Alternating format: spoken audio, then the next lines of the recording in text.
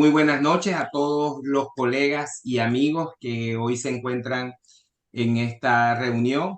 Hoy tenemos un placer enorme de presentar a la doctora Tania Elena Pérez Jiménez, colombiana de nacimiento. Estudió medicina veterinaria en la Universidad de La Salle en Bogotá, Colombia. Tiene una maestría en salud animal en la Universidad Austral de Chile. Tiene un doctorado de ciencias veterinarias en el área de farmacogenética en la Facultad de Medicina Veterinaria de Washington State University en Pullman, y tiene un diplomado del Colegio Americano de Anestesia Veterinaria y Analgesia. Es board certified en anestesia y analgesia veterinaria, y actualmente se desempeña como profesor asistente de anestesia y analgesia del Departamento de Ciencias Clínicas Veterinarias en Washington State University. Para nosotros es un placer tener una persona tan valiosa, latinoamericana, compartiendo con nosotros sus experiencias y sus conocimientos. De parte de la Asociación de Veterinarios Venezolanos es un placer tenerla aquí. Esperemos que no sea la primera vez, que sea la primera de muchas. Y de verdad les reiteramos nuestro aprecio por colaborar con nosotros. Muchas gracias a ti y a todos Eh, ustedes, obviamente, ¿no? Sí. Bueno, doctora, los micrófonos son suyos. Yo desconecto mi micrófono para que usted tenga toda la atención. Y bueno, bienvenida. Gracias, Jenny. Gracias a todos. Hola, todos, muy buenas noches. Buenas noches para ustedes, tarde todavía para acá, donde estoy yo. Gracias por estar acá hoy. Yo sé, es un domingo en la noche, pero pues la idea, ¿no es cierto?, es compartir un rato y pues vamos a aprender algo. Otra cosa que les quiero comentar es, por favor, vayan haciendo las preguntas a medida que vayamos avanzando, que no esperen hasta el final. A mí me gusta contestar las preguntas al mismo momento que vamos avanzando, porque así lo hacemos más entretenido, lo hacemos más como si fuera una conversación. Si tienen dudas, preguntas, consultas sobre algo relacionado a lo que estamos hablando también. Yo tengo el chat abierto, así que vayan colocando las preguntas en el chat y así vamos continuando. Lo que vamos a hacer ahora es, vamos a hacer un repaso, no tan básico, pero pues un poco, les voy a dar un poco de detalle en lo que es cosas importantes que tenemos que tener en cuenta cuando estamos monitoreando exclusivamente pacientes bajo anestesia y el por qué el monitoreo o algunas partes del monitoreo son importantes, ¿ok? Entonces, con eso es lo que vamos a comenzar. Algo que sí sabemos y que hemos sabido a medida que los años han pasado, ¿verdad? A medida que los años han transcurrido, es que lo que sí sabemos es que inclusive un monitoreo básico, tan básico, por ejemplo, como solamente el uso de una oximetría de pulso, porque tiene oxímetro y tiene pulso, puede disminuir la morbilidad y la mortalidad en nuestros casos. Entre más avanzado, obviamente, sea el monitoreo, pues esos porcentajes pueden disminuir un poco más. Pero eso quiere decir que estamos poniendo atención al paciente y que estamos mirando cambios en el estatus fisiológico del paciente a medida que transcurre el proceso anestésico. ¿Qué otra cosa nos sirve el monitoreo?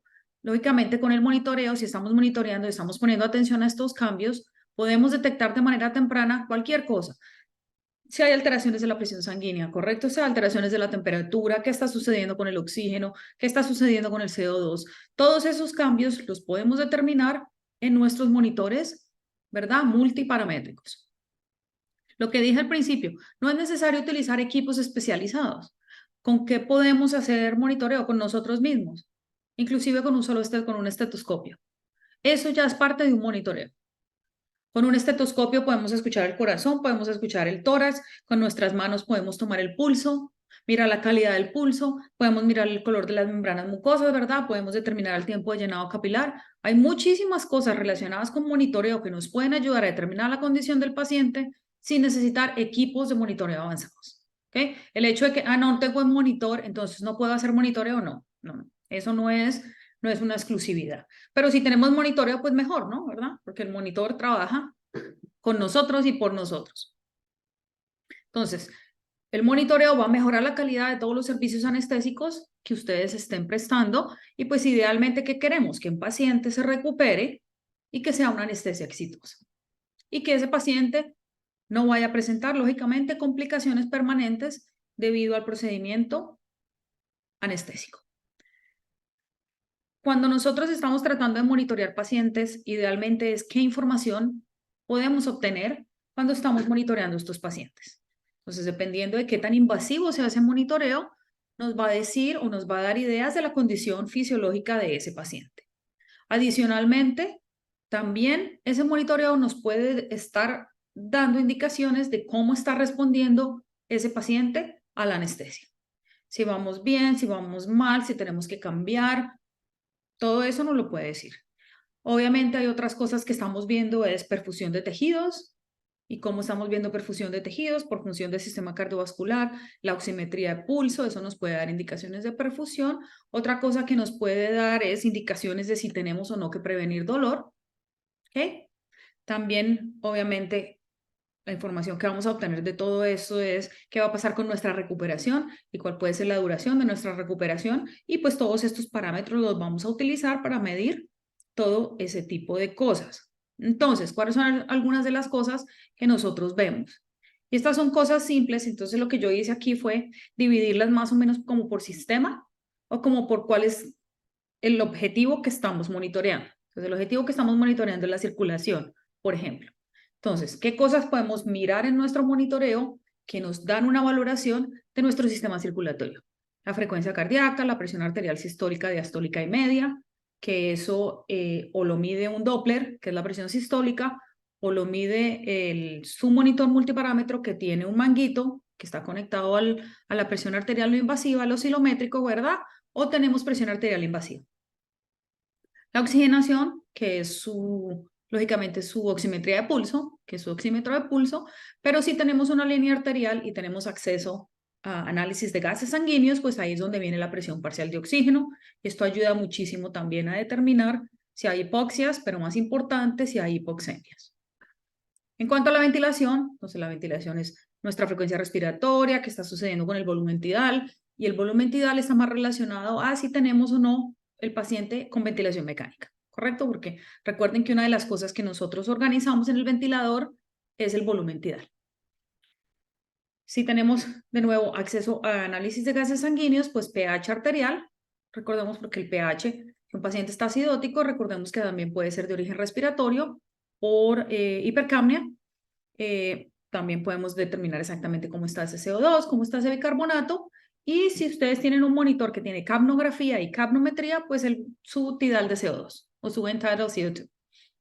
Otras cosas que también nos pueden dar los monitores, y no solamente el monitor multiparámetro, sino también otros monitores, su temperatura, ¿verdad? El hematocrito, que eso lo hacemos con tomamos una muestra de sangre en cualquier parte y medimos el hematocrito con nuestra microcentrífuga, las proteínas totales con nuestro refractómetro, la glucosa con el glucómetro, el lactato ¿no es cierto?, con nuestro medidor de lactato, y pues en algunos casos que ya sea necesario y dependiendo del procedimiento quirúrgico y del estatus del paciente, que es un sistema de recolección para medir producción de orina. Entonces hay muchas cosas, ¿verdad?, que podemos medir o que podemos determinar, y todo esto lógicamente va a depender también de qué tan invasivo sea el procedimiento, pero también de qué tan enfermo o qué tan crítico se encuentra en nuestro paciente. Y asimismo, pues recolectamos muchísima más información. Hay partes importantes aquí. ¿Y cuáles son las partes importantes? Que hay que tener una valoración preanestésica. ¿Qué quiere decir esto? Todo paciente que vaya para cirugía, no importa si sea desde algo tan simple como una ovariohisterectomía hasta algo tan complejo como una toracotomía por esternotomía media, no importa, todo paciente tiene que ser valorado antes de anestesia, ¿sí? ¿Qué tanto se hagan esa valoración? Bueno, eso ya depende de lo que hagan ustedes, ¿correcto? Pero algo que nosotros hacemos en esa valoración preanestésica es la clasificación ASA. La clasificación ASA es algo que nosotros en anestesia utilizamos, que básicamente nos está dando el estatus fisiológico en el que se encuentra el paciente. ¿Qué sucede con ese número, con esa clasificación? Esa clasificación nosotros la utilizamos para no solamente pronóstico, pero también nos determina qué tan crítico o qué tan difícil o qué tan compleja puede ser esa anestesia debido al estatus fisiológico del paciente. Entonces el ASA está relacionado con el estatus fisiológico del paciente. Otra cosa que es importante es el monitoreo. Generalmente nosotros monitoreamos pacientes desde la premedicación hasta que el paciente se encuentra completamente recuperado. Esas son las 4 fases de la anestesia, ¿sí? Yo empiezo un monitoreo cuando a mí me llega el paciente, premedico, ¿cierto? Ya estamos, en ese momento estamos monitoreando porque estamos viendo al paciente, estamos mirando qué está sucediendo, lo conectamos a nuestro monitor. Entonces, el monitoreo desde la premedicación hasta que el paciente se encuentra completamente recuperado y ya llega, ¿no es cierto? Va a su jaula de recuperación o a su unidad de cuidados intensivos o a donde sea, ¿verdad? Que vaya a ir el paciente después de la recuperación. Entonces, monitoreo durante toda la fase anestésica es vital. Y no dejen de lado sus pacientes sedados. ¿Por qué les traigo esto también? Porque inclusive los pacientes sedados, dependiendo de nuevo del estatus físico del paciente, son pacientes que se pueden complicar, sobre todo si no estamos poniendo atención a ciertas cosas. ¿Cómo qué? Como su vía aérea. Si no estamos poniendo atención hacia existe la posibilidad de que haya regurgitación. Si no estamos poniendo atención a la posibilidad de que el paciente esté hipotérmico. ¿Sí ven? Hay varias cositas, inclusive, no, pero está solamente sedado. Pongámosle cuidado también a los pacientes sedados porque si es un paciente el cual no se encuentra muy bien, esos pacientes se nos pueden complicar. Cuando nosotros miramos nuestros monitores multiparámetros, ¿verdad? Hay muchas cosas en los monitores multiparámetros, pero vamos de nuevo a lo que habíamos hablado antes. ¿Qué medimos? ¿Qué es lo que estamos buscando? ¿Cuáles son las cosas a las cuales yo les pongo atención? Entonces, básicamente lo que hicimos aquí fue dividirlo un poquito, muy parecido a lo que habíamos visto antes. La circulación, la oxigenación, la ventilación y la temperatura. ¿Okay? Eso es lo que medimos. ¿Qué otras cosas medimos? Todo esto tiene que estar reportado en un récord anestésico. ¿Ok? No sé ustedes cómo manejan récord anestésicos o si hacen récords anestésicos, inclusive para procedimientos cortos. Todo paciente, inclusive al cual se le administran agentes de sedación, deben tener algún tipo de récord, no importa, algún tipo. ¿Dónde está esto? ¿Qué le dimos? ¿Cuánto le dimos? Aquí estuvo, aquí está. Debe estar en alguna parte de la ficha médica. Eso puede ser tan involucrado o no como ustedes consideren que sea necesario. Pero todo paciente debe tener un récord anestésico donde diga, se le dio esto, hicimos esto, la anestesia duró tanto, tuvimos ciertas complicaciones, esta fue todas las cosas que se le administraron, esta fue la recuperación y se acabó. ¿Por qué? Porque recordemos que nuestros pacientes también se mueren en el postoperatorio y nuestros pacientes también se complican en el postoperatorio. Entonces, algunas veces vienen a decir, venga, ¿ustedes qué le dieron de anestesia? Porque este paciente no se quiere recuperar, o este paciente está muy frío, o este paciente necesita más analgesia, o este paciente necesita más sedación. ¿Ustedes qué hicieron? Para eso está el récord anestésico. Y recordemos que el récord anestésico también es un documento legal. ¿Ok? Eso hace parte de la ficha médica. Entonces, cualquier procedimiento que se le haga al paciente, tiene que estar condensado en alguna parte. ¿Okay? Hablábamos de la recuperación y por qué tan importante es la recuperación. Otra cosa es, cuando nosotros hablamos de monitoreo y hablamos de anestesia, yo les puedo colocar a ustedes ese monitor, pero si ustedes no saben lo que están buscando, no saben cuando algo está mal. Es importante que el personal o la persona que está monitoreando a ese paciente esté entrenada para reconocer estos cambios, esté entrenada para reconocer cuando se ve normal, porque así es más fácil reconocer cuando algo se encuentra de manera normal. Entonces, cuando estamos hablando de monitoreo de pacientes y cuando estamos hablando de pacientes bajo anestesia, esa persona tiene que tener conocimiento de lo que está haciendo, porque si no es muy difícil saber. Si la persona no sabe, pues, ¿cierto? Todos sabemos, en Colombia usamos un dicho que dice la ignorancia es atrevida, ¿verdad? Y la ignorancia es atrevida, porque si no sabemos, pues se nos pasa. Si no sabemos qué es lo que estamos viendo, pues nos da la misma, ¿verdad? Porque no tenemos idea de lo que está sucediendo.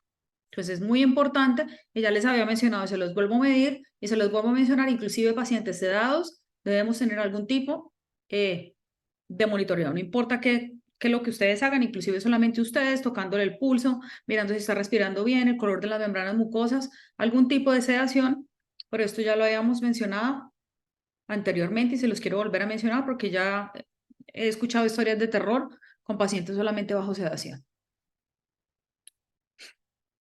Empecemos con la circulación. ¿Y por qué la circulación es tan importante? Porque tenemos que pensar cuál es el objetivo de la circulación. El objetivo de la circulación, ¿cierto? El objetivo nuestro, no el objetivo de la circulación, sino el objetivo nuestro, es asegurarnos que hay una función circulatoria adecuada. ¿verdad? Porque ¿cuál es el objetivo de la circulación? El objetivo de la circulación es entregarle flujo sanguíneo a los tejidos. ¿Por qué? Porque tiene que entregar oxígeno.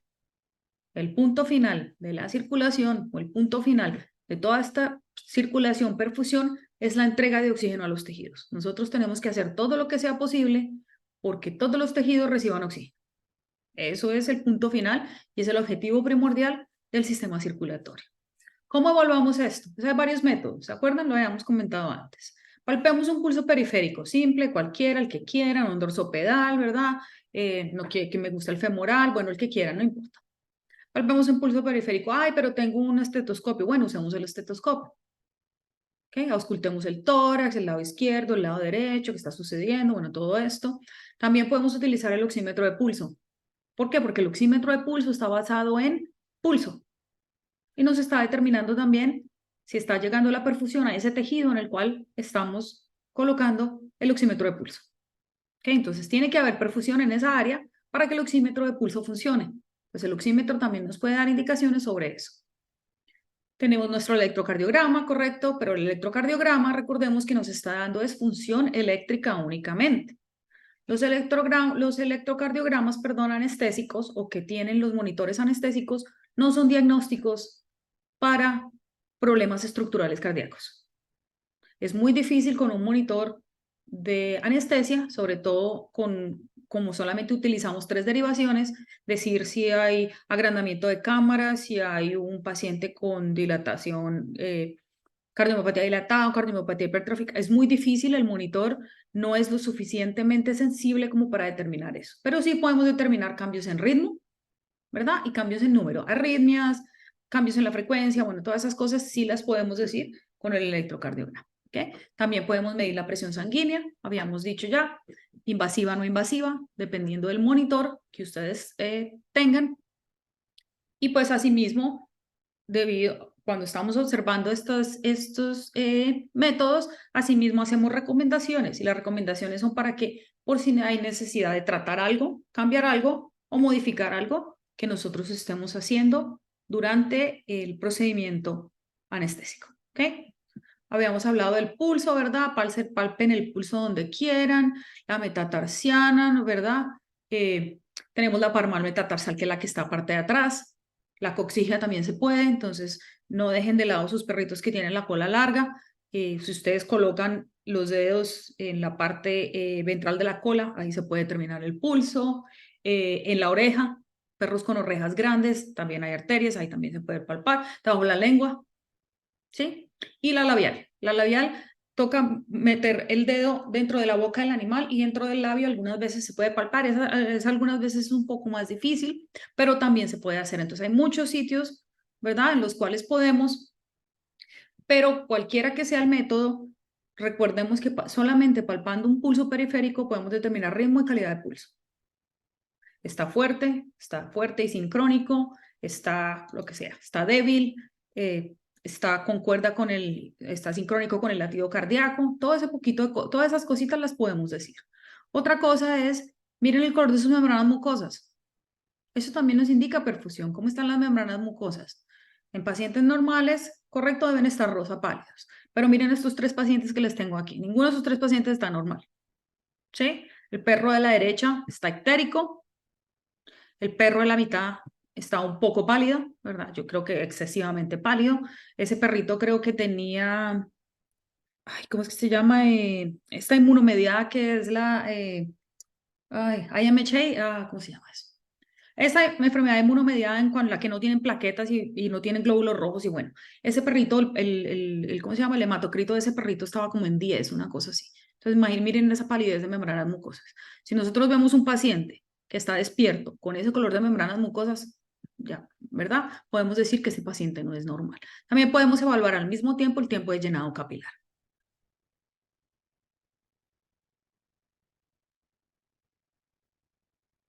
Eso, gracias doctora.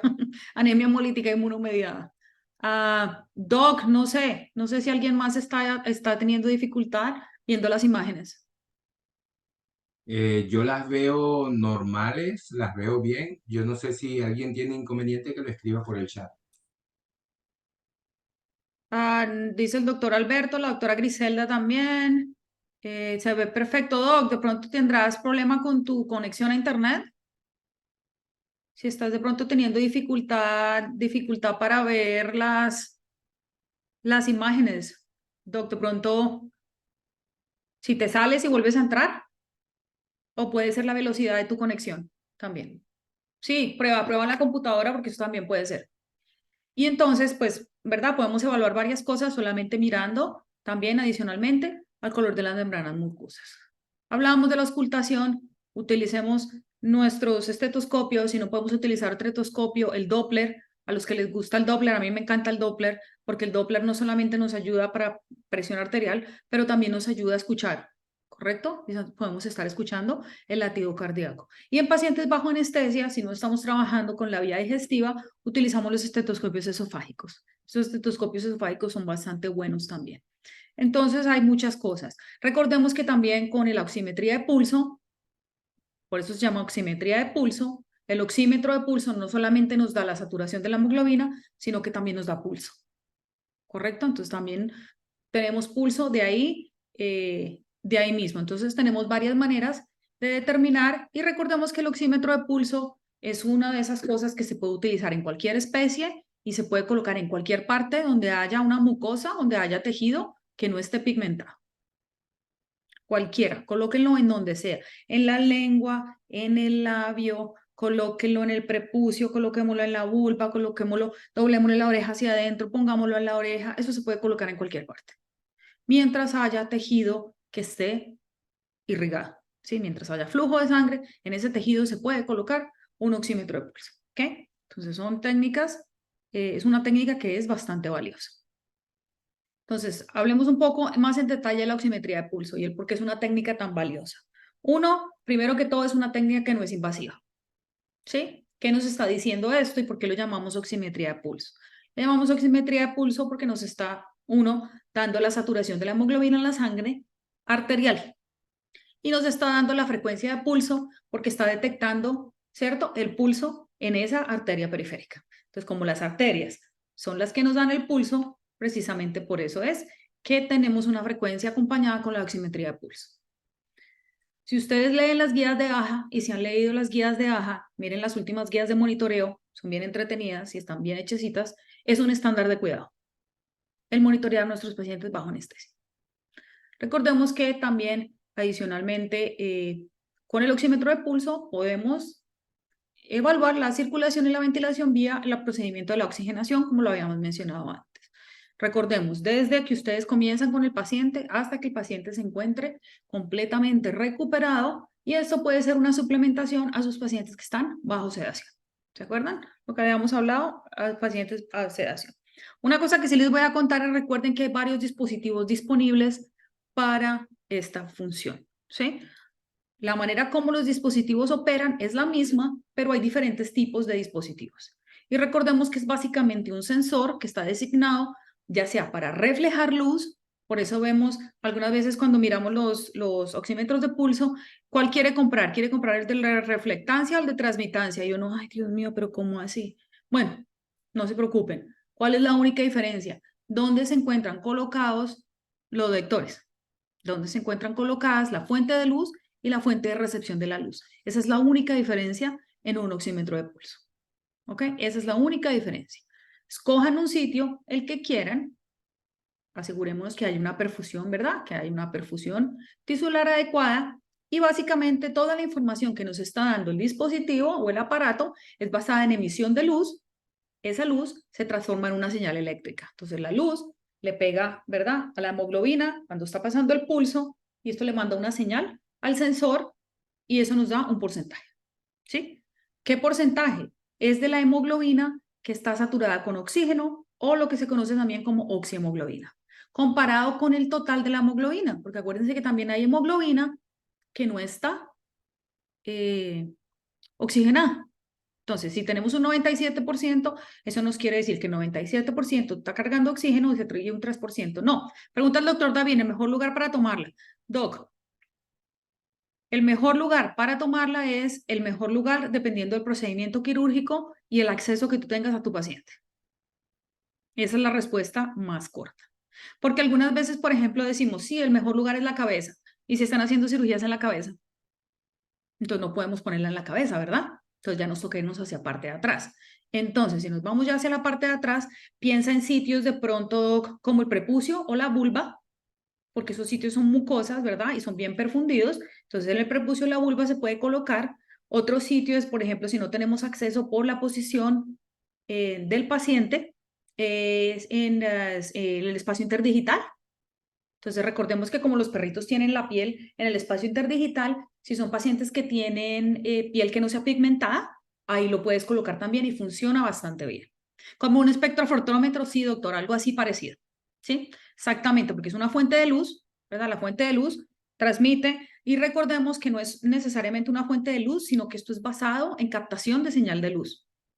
¿Sí? Porque recordemos que la oxihemoglobina envía luz y capta luz a una señal distinta, porque el pigmento no te deja, porque como esto es basado en principios de absorción de luz, doctora Beatriz, si está la piel pigmentada, la absorción de luz cambia. Entonces, por eso algunas veces tenemos dificultades en pacientes que tienen pieles de colores pigmentadas o pacientes que tienen, por ejemplo, manchas o que tienen la boca pigmentada, ¿verdad? Y la lengua pigmentada. Por eso en estos pacientes algunas veces colocamos el dispositivo y funciona un ratico y funciona como erróneo y no nos da un buen trazado. Me dice, pero ¿qué está sucediendo? Todo ese tipo de cosas, Doc, influyen en la lectura de él. Por eso se recomienda en piel que no sea pigmentada, porque esto es absorción de luz. Entonces, si hay un pigmento, esto puede alterar la absorción de luz.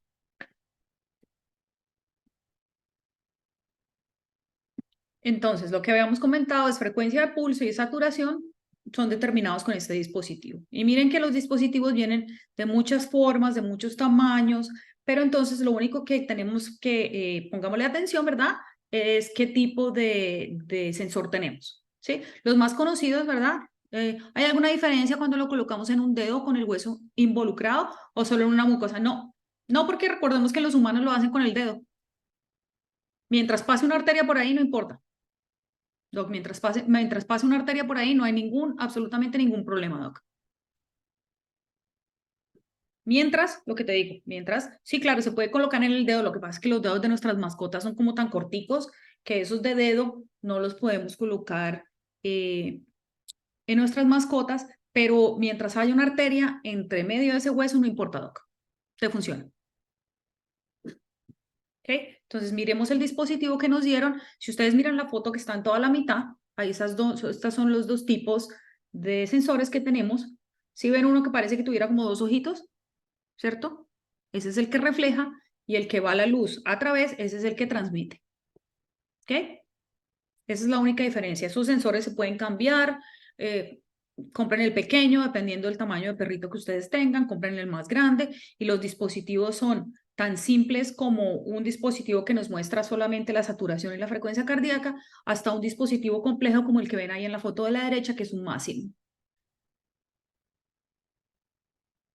Doc, sabes que todos por lo general son bien precisos. Este no es una técnica, la verdad, que requiera un equipo que sea carísimo para que tenga una no coloques nada entre el dispositivo y el tejido, porque eso también te genera que haya absorción de luz por el gel o por cualquier otra sustancia y te puede generar una lectura o no te puede generar ninguna lectura. Lo ideal es que no haya nada entre el dispositivo y ¿cómo se llama? Y el dispositivo y la piel del paciente. ¿Sí? Entonces no uses gel, no utilices nada, Doc. Esto es una de esas cosas en que tiene que pasar directo por el tejido para que haya una absorción de luz por el dispositivo. No sé si alguno de ustedes, por ejemplo, lo han anestesiado alguna vez, sobre todo para las mujeres, ¿verdad? Cuando uno va a que lo anestesien, y sobre todo como mujer, como le colocan el dispositivo en el dedo, le dicen a uno que uno no puede colocarse esmalte de uñas y que uno no puede colocarse esmalte de uñas que sea oscuro. No sé si se han dado cuenta, porque eso afecta la lectura por absorción de luz. Dice, relación entre hipotensión y lectura. Claro, claro, Doc, porque si hay alteraciones en la perfusión, eso te puede estar indicando también que puede haber algún problema. Tú no puedes exactamente, específicamente decir que hay hipotensión, pero sí podemos empezar a hacer aproximaciones de que hay alteraciones de la perfusión. Y pueden ser alteraciones de la perfusión severas. ¿Hay alguna diferencia entre colocar el sensor directo en la superficie mucosa del paciente y la aplicación de una gasa húmeda entre el sensor y la mucosa del paciente? Sí y no, Doc. Hay mucha gente que lo utiliza. Sí, claro, es válido humedecer con agua. Sí, claro, es válido hacer todo ese tipo de cosas. A mí no me gusta colocar la gasa porque básicamente puede ser una interferencia. Pero lo bueno de las gasas es que las gasas no cambian la absorción de la luz, primero por el color y segundo por el material. Entonces, si quieres colocar una gasa húmeda, colócala, no hay ningún problema. A mí lo que me gusta hacer también en muchas opciones es solamente humedecer un poco el área con un poco de solución salina. Eso también se puede hacer. A los estudiantes les gusta mucho colocar la gasa, yo los dejo que coloquen la gasa, miren a ver si les funciona, miren a ver si no les funciona, porque lógicamente pensemos que eso también es otra barrera, ¿correcto? Y también podemos estar cambiando la distancia entre el dispositivo y la zona de lectura. Entonces eso también nos puede cambiar qué tan acertada o qué tan rápido podemos obtener una lectura. Entonces, si al estudiante le gusta y eso le da salud mental y ellos, yo los dejo que lo hagan, pero también les digo, bueno, tengan cuidado si empiezan a ver variaciones o si ven que la técnica no les está funcionando de manera constante. Todo ese tipo de cosas sí se pueden hacer. Claro que sí, Doc, claro que sí, con muchísimo gusto. Entonces, miren los dispositivos, lo que yo les digo, dispositivos hay de muchos tamaños, dependiendo de lo que ustedes necesiten, de lo que ustedes quieran, dispositivos muy económicos hasta dispositivos muy caros, de nuevo, eso va a para qué lo necesitamos y qué tipo de medicina estamos haciendo, ¿sí? Y qué tanto, nosotros, pues yo anestesio, nosotros anestesiamos 15 pacientes al día, entonces, pues necesitamos muchos de estos aparatos y necesitamos varios. Pero si tú tienes uno, cómprate cualquiera. Esos aparaticos son buenos y no tiene que ser algo así que sea demasiado costoso. ¿Oíste? La mayoría son bien acertados. ¿Sí? Tratar, idealmente, Doc, si puedes, otra recomendación que te voy a hacer es de pronto alguien que te lo venda un surtidor veterinario, porque te pueden dar varias opciones. El problema de los humanos es que vienen con esa del dedo, y eso sí, esa del dedo sí. Esa del dedo, por ejemplo, te digo, nosotros sí tenemos las de dedo, ¿verdad? Porque esas son bien grandes, pero esas las usamos para los caballos y para los animales grandes. Lo bueno de comprarla con los surtidores veterinarios es que nos traen los sensores que son pequeños. Entonces, habíamos hablado un poco del por qué la oximoglobina y el por qué esto, y la parte importante de la hemoglobina, y recordemos, les traigo esto y esto de nuevo vamos a la fisiología, es que recordemos que la saturación de hemoglobina está relacionada con la presión parcial de oxígeno que se encuentra disuelto en la sangre. Y eso es importante y esta información la podemos utilizar para determinar si nuestros pacientes están teniendo problemas con el manejo del oxígeno. ¿Eso qué quiere decir? Hipoxias o hipoxemias. Eso es básicamente lo que nos está queriendo decir esto. Entonces, si hablamos más directamente, ya hablamos del dispositivo, hablemos de la medición y hablemos del proceso que es la oxigenación. ¿Sí? El objetivo que tiene la oxigenación es asegurar oxígeno adecuado de la sangre arterial del paciente. De nuevo, lo que vimos anteriormente es parte del sistema circulatorio, pero también es parte de los otros sistemas, es llevarle oxígeno a todos los tejidos. Utilizamos la oximetría de pulso, tenemos el oxímetro, tenemos el pulso, tenemos el porcentaje de hemoglobina, pero recordemos que también podemos hacer análisis de gases arteriales, de gases sanguíneos arteriales. Hacer gases sanguíneos arteriales es algo que nosotros dejamos para los pacientes que están un poco más comprometidos, para los pacientes que están un poco más enfermos, ¿ok? Para los que están un poco más enfermos, ¿ok? ¿Quién ha hecho gases arteriales? ¿O quién ha tenido la oportunidad de estar expuesto a un gas arterial? ¿O quién ha hecho gases arteriales varias veces? Porque los gases arteriales nos pueden dar información que es valiosa. Pero si no tenemos acceso inmediato a los gases arteriales, entonces pues es, eh, es complejo, pero se los quiero mencionar porque hay más y más y más sitios los cuales están comprando estos dispositivos para hacer monitoreo de estos gases arteriales. Con los gases arteriales, no sé si ven ahí la foto de la derecha. La foto de la derecha básicamente son dos tiras y estas son las tiras que le bota a uno la máquina. Y esto es lo que compone un gas arterial. ¿Sí? El gas arterial nos puede dar información sobre el estado ácido-base del paciente, ¿sí? Nos da información sobre la ventilación, que básicamente estamos mirando el CO2, nos da información sobre la oxigenación, miramos la PO2, o que es la presión parcial de oxígeno, podemos mirar el bicarbonato, que nos puede ayudar a determinar estatus metabólico, entonces también podemos determinar ácido-base respiratorio con un gas arterial, una interpretación de un gas arterial. ¿Qué más podemos hacer? Otro tipo de cosas como electrolitos, entonces si ven ustedes ahí, sodio, calcio, potasio, cloro, podemos mirar el ion gap, podemos mirar el hematocrito, podemos mirar el contenido de hemoglobina, cosas bien interesantes, y adicionalmente algunos traen glucosa, lactato, buna y creatinina. Entonces, con una tira pequeña de un dispositivo pequeño podemos decir varias cosas relacionadas con varios sistemas de nuestro paciente. Esa es la parte bien entretenida de los gases arteriales. Lo que les digo nuevamente, nosotros utilizamos gases arteriales para los pacientitos que están un poco más comprometidos o cuando vamos a hacer cirugías que son cirugías que son un poco más invasivas. ¿Ok? ¿Dónde está la importancia de esta técnica? La importancia de esta técnica es que nos ayuda a valorar sistema cardiovascular y sistema pulmonar, porque acuérdense que el oxígeno entra por ahí. Entonces, si tenemos una vía aérea intacta y unos pulmones funcionales, si el oxígeno está bien, quiere decir que todo a través del transporte de oxígeno está bien. ¿Ok? También podemos determinar flujo sanguíneo periférico. De nuevo, la pregunta que vamos a la doctora, no necesariamente hipotensión como tal, no nos puede dar el grado de la hipotensión, pero sí nos puede dar información sobre perfusión.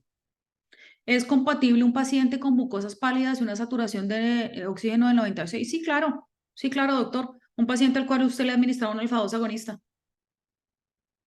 Un paciente que está frío. Un paciente que tiene frío. Algo que te esté generando una vasoconstricción periférica tremenda, eso te puede generar que un paciente tenga mucosas pálidas. Pero el paciente aún así está saturando de manera normal. Sí, con mucho gusto, doc. Entonces, podemos ver flujo sanguíneo periférico, también podemos determinar intercambio de gases, no exactamente, pero sí podemos decir si el intercambio de gases está sucediendo de manera adecuada, si hay una lectura normal, ¿correcto? Pero miren que con la oximetría también podemos detectar intubaciones que no son adecuadas, si estamos en un solo bronquio, porque si estamos en un solo bronquio la saturación cambia, porque solamente tenemos oxígeno de un solo pulmón y no de ambos, o no estamos mandando oxígeno por un solo pulmón y no por ambos. También nos puede estar indicando si se nos acabó el oxígeno o no tenemos suficiente oxígeno, o también si nuestro paciente está hipoventilando. Que recordemos que la hipoventilación es algo muy, muy común en pacientes bajo anestesia.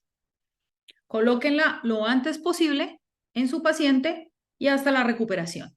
Esta foto que viene es para, creo que fue el doctor o la doctora que me preguntó cuál es el mejor sitio. Sitios hay un montón, doc, mira. Yo tomé estas fotos precisamente para mostrarles, colóquenlo en el prepucio, que no me gusta el prepucio, colóquenlo en la lengua. No, pero ¿qué pasa con la lengua? Pero miren, si ven ese perro de ahí a la derecha, miren esa lengua. Tengan muchísimo cuidado con esos pacientes que tienen mucosas pigmentadas. ¿Y saben quién es el típico paciente para esto? Nuestros perros chau chaus, que nos llegan con esas lenguas moradas. Uno dice, no, esa oximetría de pulso no va a funcionar en este paciente. Seguro no te va a funcionar. O funciona un poquito y después deja de funcionar, funciona un poquito, después deja de funcionar. Lo que yo hago ahí es tratar de encontrar alguna parte de piel que ese paciente tenga que sea rosadita. Busquen en la interdigital, pónganselo en la oreja, pónganselo donde quieran. Así es, y si ustedes ven la señal de pulso y ven el trazado, ahí les va a funcionar, ¿ok? Ahí les va a funcionar. Entonces ya habíamos hablado, ya hemos mencionado un par de cositas, ¿verdad? Que nos pueden interferir con la lectura, las mucosas, ¿verdad? Ese tipo de cosas. Si el paciente se está moviendo, también nos va a interferir con la lectura, si el paciente está tiritando, si el paciente se está moviendo. Y tengan también muchísimo cuidado cuando, sobre todo cuando la van a colocar en los apéndices o en las patitas, si el perro tiene mucha piel, óigame bien, si el perro tiene mucho pelo. Pues si tiene un pelaje bien grueso, pues lógicamente la distancia hace que la lectura no sea, o que nos pueda dar una lectura que sea errónea, ¿verdad? Errónea. Entonces ya habíamos hablado de esto, hablamos de la importancia de la oximetría de pulso, cosas importantes para reconocer en la fisiología, ¿verdad? Que es la curva de disociación de la hemoglobina, y esa parte fisiológica es importante también para que la recordemos. Entonces, ¿cuáles son las recomendaciones basadas en la parte de oxigenación? La valoración de la oxigenación se debe hacer cada cuanto sea posible, usando la oximetría de pulso. Si se puede, utilicemos análisis de gases sanguíneos en pacientes más críticos cuando sea necesario. Esa es la recomendación que hacen la mayoría de las guías. ¿Hay que rasurar el área? No necesariamente, doc, no necesariamente. Yo lo que hago en esos casos es, por ejemplo, si tiene los deditos pelados, entonces yo lo que hago es parto el pelo y coloco el cosito aquí, ¿verdad? Entonces parto el pelo y coloco el cosito ahí, el sensor. Pero no es necesario para el oxímetro de pulso, no es necesario que rasures. Pero pues si lo quieres rasurar, rasúralo, no tiene nada. Porque si te llega uno así bien peludo y dice uno, no, ¿dónde le voy a colocar el sensor a este animal? Dale nomás, si tú consideras que sea necesario. Pero solamente partiendo el pelo y que se vea la piel, con eso es suficiente. Esa parte es suficiente. Otra parte importante dentro de la parte circulatoria es nuestro electrocardiograma. Una de las partes fundamentales del electrocardiograma es que lo utilizamos para valorar ritmo. Y cuando estamos hablando de ritmo, estamos hablando de ¿qué? Pues de arritmias, ¿verdad? Estamos hablando de arritmias. Eso se puede hacer en el preoperatorio si tenemos alguna indicación, pero idealmente nosotros comenzamos el electrocardiograma cuando ya el paciente está sedado y estamos listos para la inducción anestésica. ¿Ok? Entonces, esto nos ayuda a mirar todo esto. Si tenemos una historia, por ejemplo, de que hay alteración cardiovascular, entonces conectemos nuestro electro para ver qué está sucediendo. ¿Será que necesitamos más información? ¿Será que necesitamos más pruebas? Bueno, todo este tipo de cositas nosotros las podemos ver. La podemos ver con electros, ¿correcto? Hay varias cosas que pueden suceder bajo anestesia, ¿sí? Hay varias arritmias, pero no, las arritmias no es que nos lleguen un montón de arritmias, ¿sí? Porque puede que sí nos lleguen un montón de arritmias. Pero la otra cosa es qué cosas nos pueden generar arritmias en pacientes bajo anestesia. Esa es la parte crítica.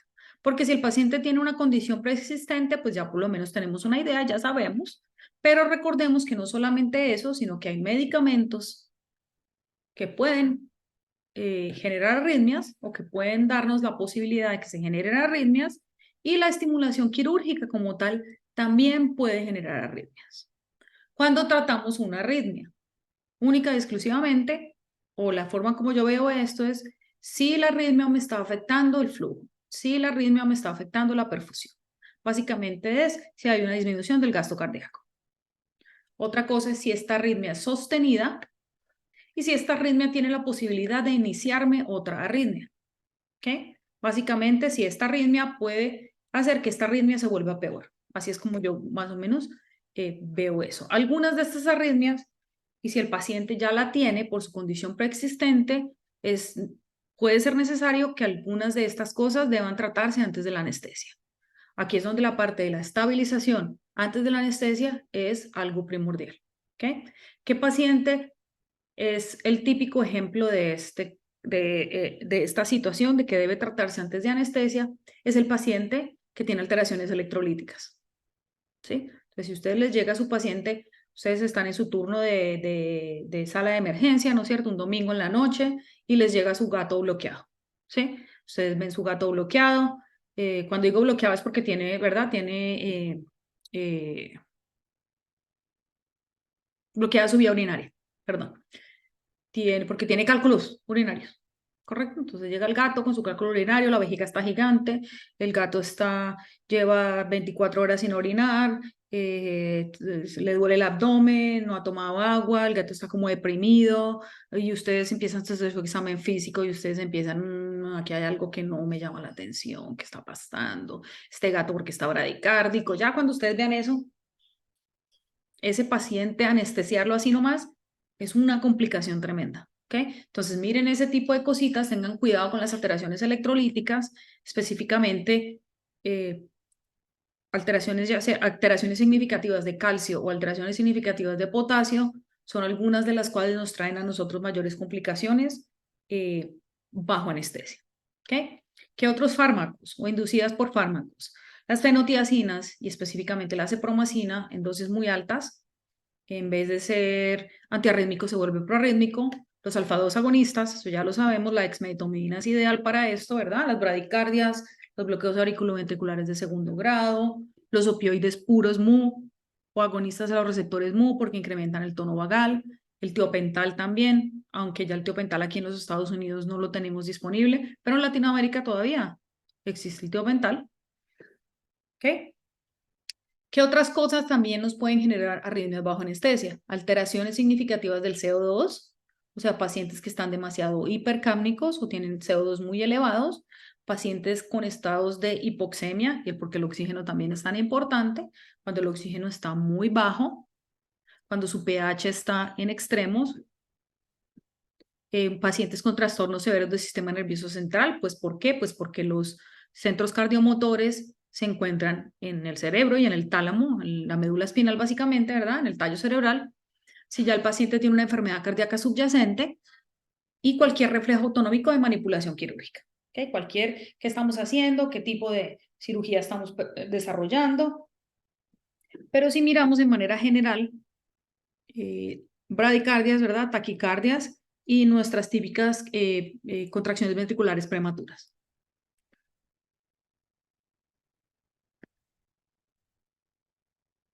Cuando hablamos de las bradicardias o de estas frecuencias respiratorias bajas, ¿sí? Miremos cuál puede ser la causa. Entonces ya vemos un poco de cosas que nos pueden generar algunas cosas.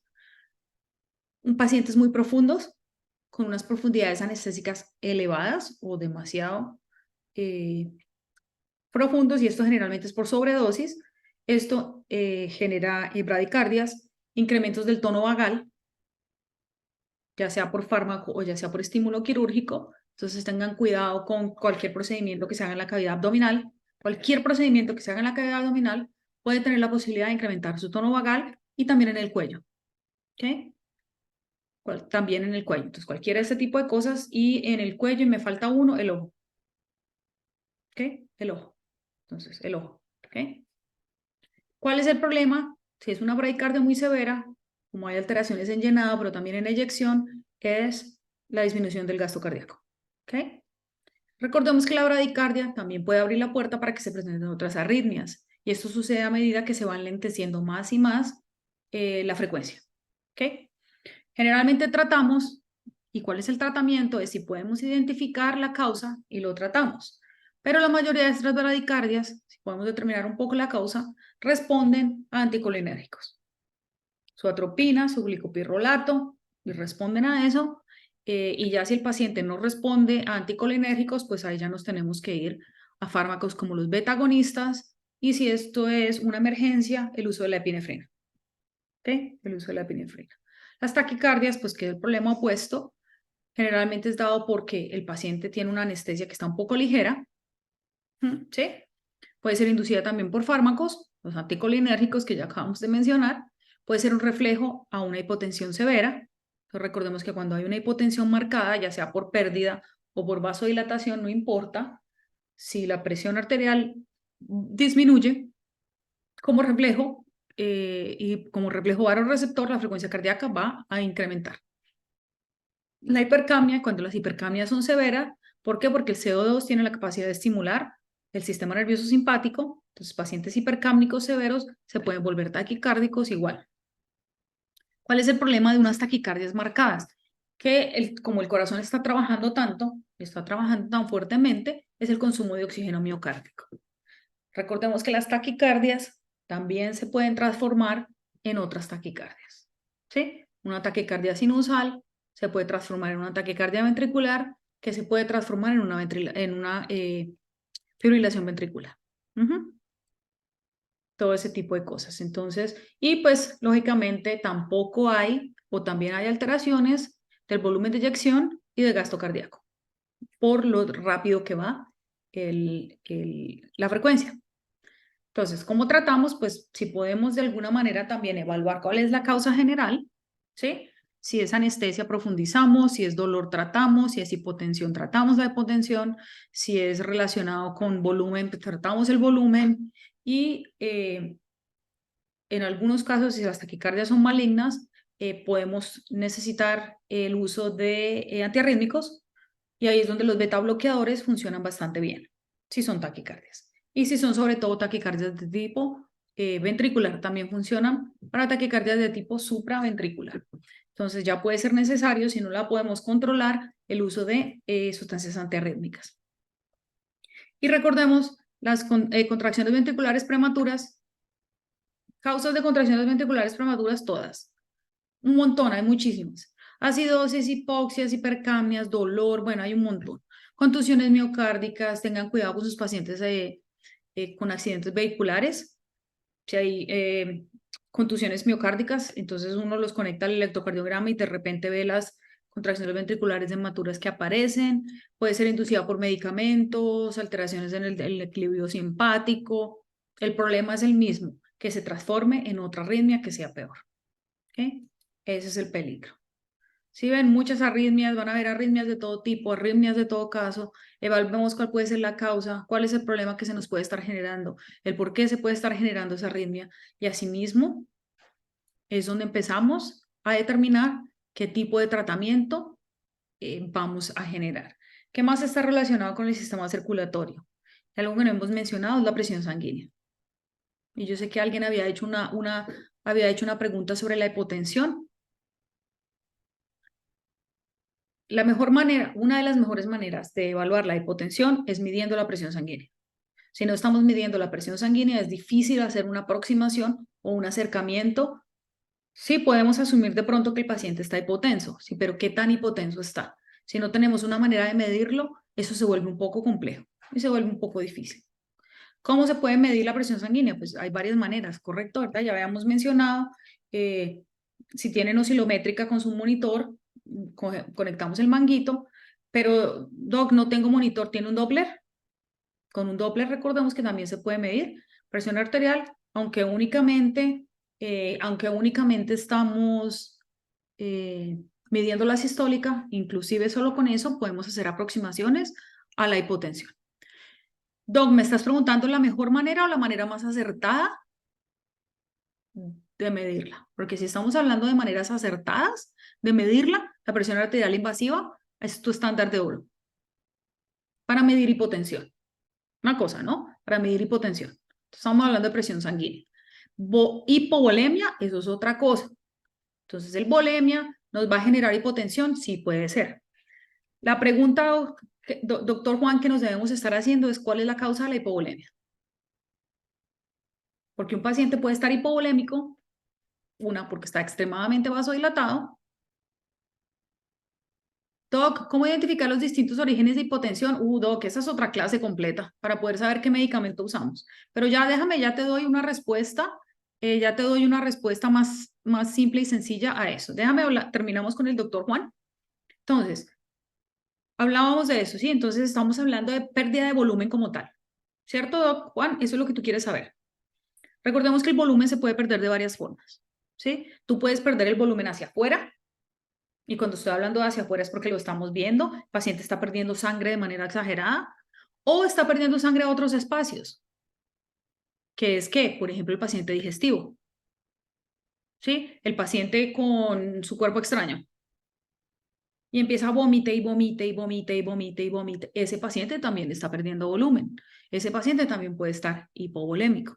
Mira que las causas de la hipovolemia son diferentes. Entonces, ahí nos toca entrar a mirar a ver cuál es el agente causal de la hipovolemia. Pero si me estás hablando de hipotensión, ¿cómo yo detecto la hipotensión? Pues la hipotensión la detectamos ya sea de manera invasiva o no invasiva. ¿Sí? Entonces, la manera no invasiva es ya sea con tu manguito de oscilometría o con tu Doppler, y de manera invasiva es con un catéter intraarterial, con un sistema de medición de presión arterial invasiva. ¿Sí me hago entender más o menos, doctor Juan? Yo sé que es una respuesta bastante corta y no muy exacta, pero eso es más o menos para que, porque recuerda que sí, podemos estar hipovolémicos, pero ¿cuál es la causa de la hipovolemia? Yo creo que esa parte es también bien importante. Dos preguntas. Dice, ¿influencia de razas con tendencia a problemas cardíacos? Sí, claro, doc. De nuevo, esa es otra clase. Pero sí, eso ya depende mucho también, no solamente de la raza, sino de qué patología ese paciente es más preexistente a la raza. Sabemos que los Cavalier King Charles tienen su problema, sabemos que los Doberman tienden a llegar con cardiomiopatías dilatadas, sabemos que los pastores alemanes tienen su, ¿cómo es que se llama esa enfermedad? Esa arritmia con la que vienen también los pastores alemanes. Recordemos que los boxers también tienen su, ¿cómo es? Su cardiomiopatía arritmogénica ventrículo derecho. Sí, claro, hay cosas definitivamente que por raza podemos determinar para problemas cardíacos. Totalmente de acuerdo. Entonces, la influencia de la raza, sobre todo si son perros de razas puras, nos pueden dar algún tipo de indicación de dónde puede estar generado el problema. Ah, no, que no se nos olviden los boxers también, ¿no? El boxer, el Doberman, ¿cuáles son los otros que les gustan los problemas cardíacos? Bueno, lo que tú acabas de decir, el Cavalier King Charles, Spaniel, y sus Schnauzers, que no se les olviden los Schnauzers, porque esos también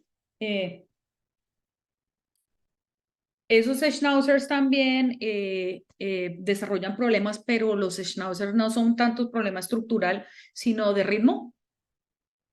Es muy común, por ejemplo, que nos lleguen esos schnauzers miniaturas con bloqueos auriculoventriculares de tercer grado o con enfermedades de seno enfermo. Entonces, sí, Doc, toda la razón. Hay razas y los bulldogs con sus estenosis de la válvula pulmonar, ¿sí se acuerdan de esos? Entonces, hay enfermedades que sí definitivamente por raza las podemos sacar.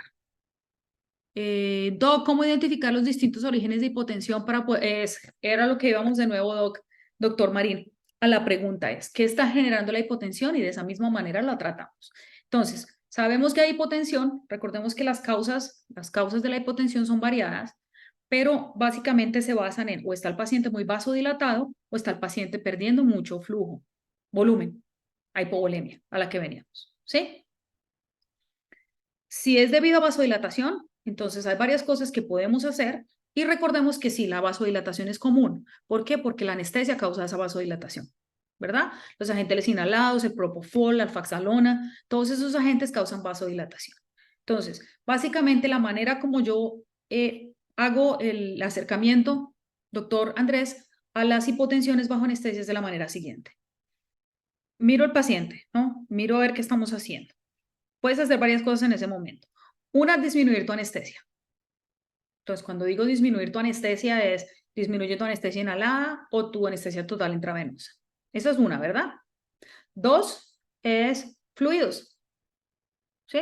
Fluidos intravenosos, ¿verdad? No hay estímulo quirúrgico todavía, no hemos empezado cirugía, entonces el pacientito ya lleva un poco de tiempo anestesiado, entonces hagámosle y démosle un poco de fluidos. Entonces le administramos un poco de fluidos, ¿ok? Entonces le administramos un poco de fluidos. No, eso no me sirvió mucho. No me gustaron los fluidos y no vi muchos cambios con el cambio de la profundidad anestésica. Ahí ya es donde entran los fármacos a generarnos cambios. Idealmente nosotros empezamos por fármacos, nos gusta mucho, y eso es de manera personal, Doc, iniciar con los inótropos positivos. Cuando hablo de inótropos positivos, estamos hablando de fármacos que tienen la tendencia a incrementar la contractilidad cardíaca. Los más comunes en ese grupo son la dopamina y la dobutamina. ¿Sí? La dopamina a mí me gusta mucho porque tiene varios efectos y dependiendo de la dosis que uno cambia, pues uno ve un efecto más marcado que el otro, pero me gusta la dopamina, perdón, para los pequeños animales sobre todo. Entonces, bueno, le ponemos, calcamos un poquito de dopamina y esto puede que nos genere problema. Si es un paciente crítico, un paciente séptico, el paciente en shock, ¿verdad? Paciente que está teniendo dificultad respondiendo, allá puedes entrar a utilizar fármacos más específicos como son los vasopresores como tal. ¿Qué fármacos entran en esta clasificación de los vasopresores? La norepinefrina, la efedrina, la fenilefrina y ya por último la vasopresina específicamente como tal. Y así es más o menos como tú puedes hacer la transición para tratar una hipotensión. La mayoría de estos pacientes, tú solamente cambiando la forma como estás haciendo tu anestesia y administrando un poco de fluidos o inclusive esperando que haya estímulo quirúrgico, no necesitas utilizar fármacos. Pero si ya necesitas utilizar fármacos, esa es la manera como yo hago la progresión. Déjame saber si te quedó clara eso o si quieres más información. Si quieres más información me avisas y con muchísimo gusto conversamos luego. Parámetros mínimos en enzimas hepáticas para dar luz verde a la anestesia. ¿Cuándo no va a anestesiar en cirugías selectivas basadas en estos valores? Excelente pregunta, doctor Ricardo. ¿Por qué te voy a ser sincero? Mira, cuando a nosotros nos llegan pacientes para cirugías selectivas, a no ser de que haya algo, y cuando digo cirugías selectivas estoy hablando de ovarioesterectomía, la castración, ¿no es cierto? ¿Cómo se llama? Las profilaxis dentales, procedimientos que son electivos. Generalmente a esos pacientes ni siquiera les hacen exámenes de laboratorio completos. Les hacen un hematocrito, les hacen una proteína total y se acabó. Pero ¿en qué casos sí? Pacientes que ya tienen enfermedades concomitantes o pacientes que vienen para procedimientos más invasivos, si estamos hablando específicamente del hígado, y esto solamente hablando del hígado, doc, y si tú quieres evaluar función hepática o estamos preocupados del hígado, tú tienes que tener toda tu química, ALT, AST, proteínas totales, colesterol, tienes que medir bilirrubina y tienes que medir, ay, se me fue, ácidos biliares. Porque si estamos hablando de función hepática como tal, tienes que tener ácidos biliares pre y post. Porque acuérdate que ya cuando los ácidos biliares están por fuera, ese hígado ya está casi listo. Pero del resto, tú puedes evaluar básicamente el hígado solamente mirando las enzimas, mirando las proteínas. Esa parte de las proteínas también ayuda. La parte de las proteínas, miremos bilirrubina, miremos ácidos biliares. Y otra cosa que también puedes utilizar, Doc, es proteínas de la coagulación. Entonces, haces tu tiempo parcial y tiempo parcial de tromboplastina, tu PT y tu APTT, y con todos esos datos uno puede determinar si ese hígado está bien o no está bien.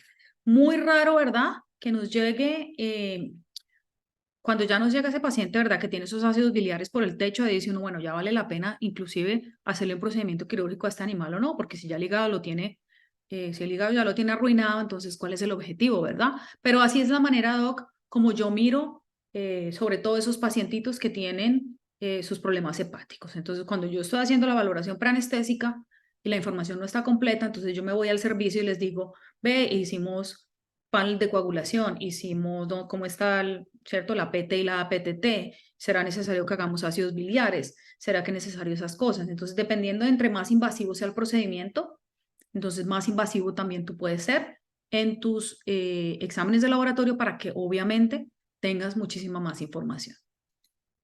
Pero esa es la manera como yo miro esos pacientes que me van a entrar a mí, que me van a entrar a mi anestesia.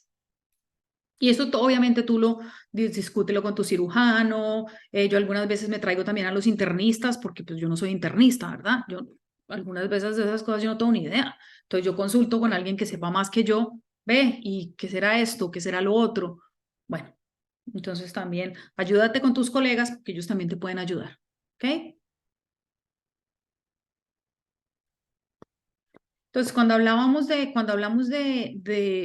presión sanguínea, y una cosa es, hemos hablado varias cosas, pero no hemos definido qué es algo.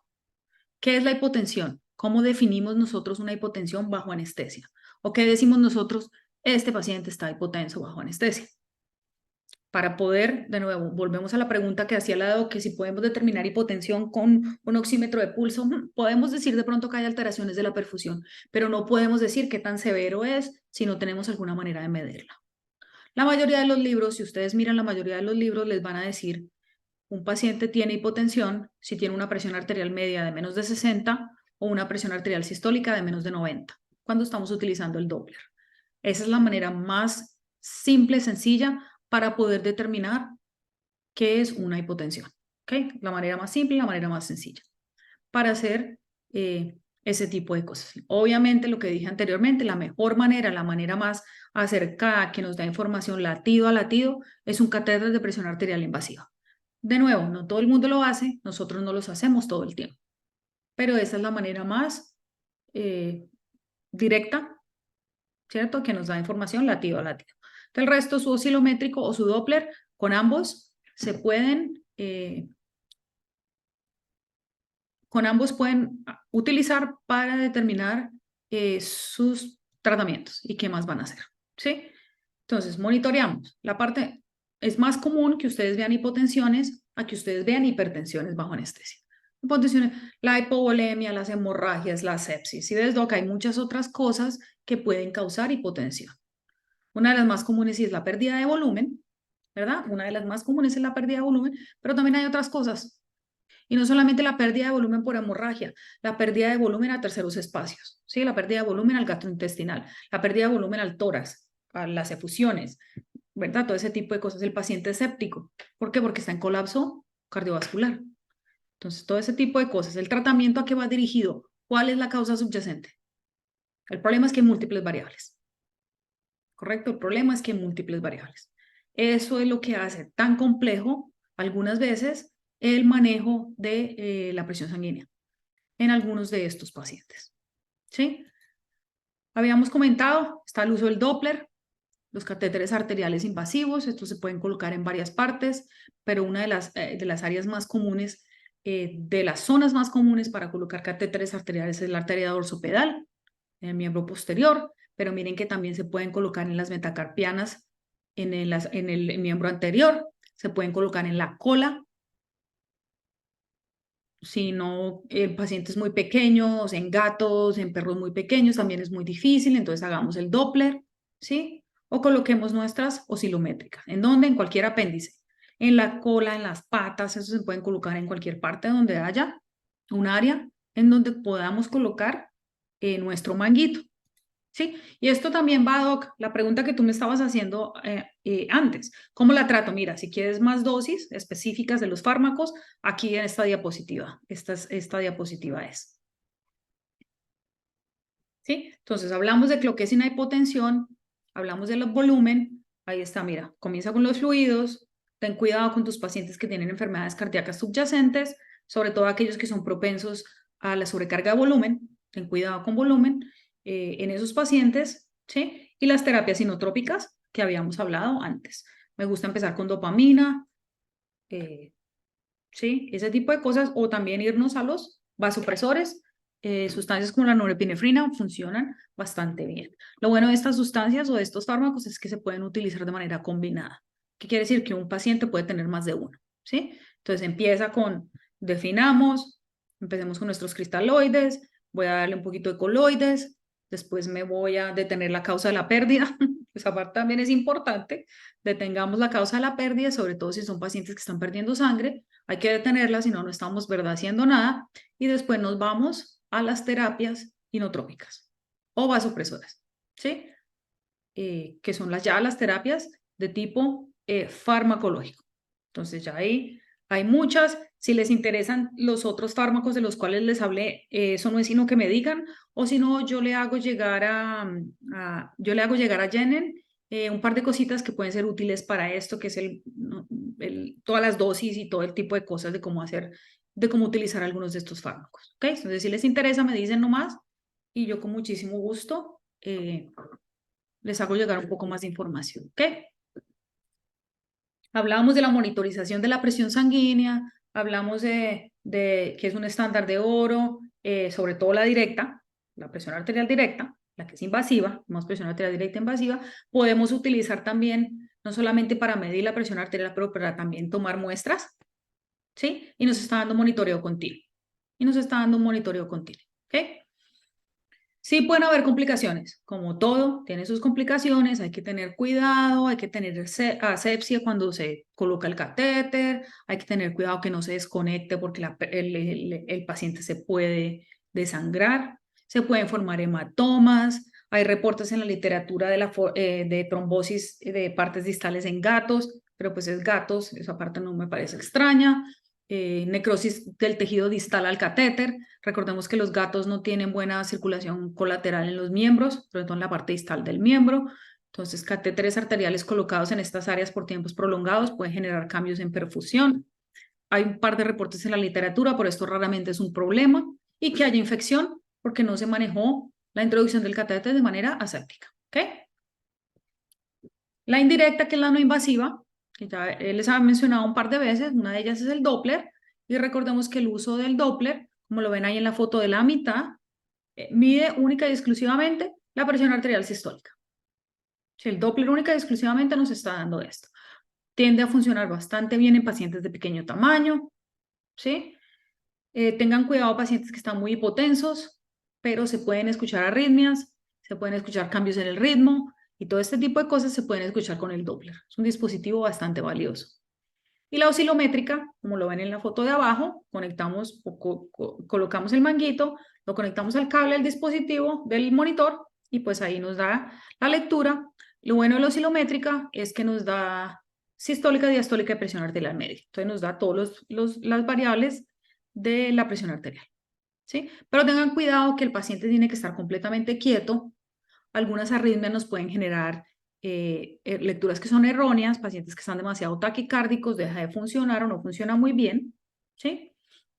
Y otra cosa en las cuales yo veo que la mayoría de las personas tienen dificultades porque no colocan el manguito para el tamaño adecuado del paciente. Eso es la parte más importante. Coloquen el manguito al tamaño adecuado del paciente, hagan un par de mediciones para determinar, ¿no es cierto?, la funcionalidad del dispositivo y lo más importante es, recordemos que una medición, sobre todo con el sistema tipo oscilométrico, una sola medición no nos está dando información. Lo que tenemos que hacer aquí es mirar varias mediciones para ver cuál es la dirección en la cual esas mediciones están yendo. ¿Sí? Aquí lo que estamos mirando es la tendencia. Las tendencias son las más importantes para que nos ayuden a determinar terapéutica. Entonces, miremos las tendencias, ¿ok? Miremos las tendencias. Entonces, siempre tengamos en cuenta como recomendaciones la frecuencia cardíaca del ritmo, evaluemos la presión de perfusión periférica y ya les mencionamos cómo, dónde, calidad de pulso, membranas mucosas, tiempo de llenado capilar. Si ya necesitamos más información, utilicemos el electro y midamos de cualquier manera que tengamos posible o disponible la presión arterial de la manera, ¿verdad?, que queramos. Y creo que ya lo último en esta presentación es lo que tiene que ver con la ventilación. Y cuando hablamos de ventilación específicamente vamos a hablar de capnografía, capnometría. ¿Okay? El objetivo es asegurarnos que el paciente está ventilando. ¿Cómo podemos hacer eso? Lo podemos hacer de varias formas. Observamos que el paciente está moviendo aire, ¿verdad? Que está moviendo el tórax. Entonces, una es observamos el movimiento del tórax o observamos la máquina anestésica y observamos la bolsa de la máquina anestésica. Esos movimientos de la bolsa también nos indican si hay ventilación o no. Auscultemos los sonidos respiratorios. ¿Cómo? Pues con nuestro estetoscopio. ¿Sí? Entonces, auscultemos los sonidos. Tenemos el monitor, tenemos la capnografía, la capnometría.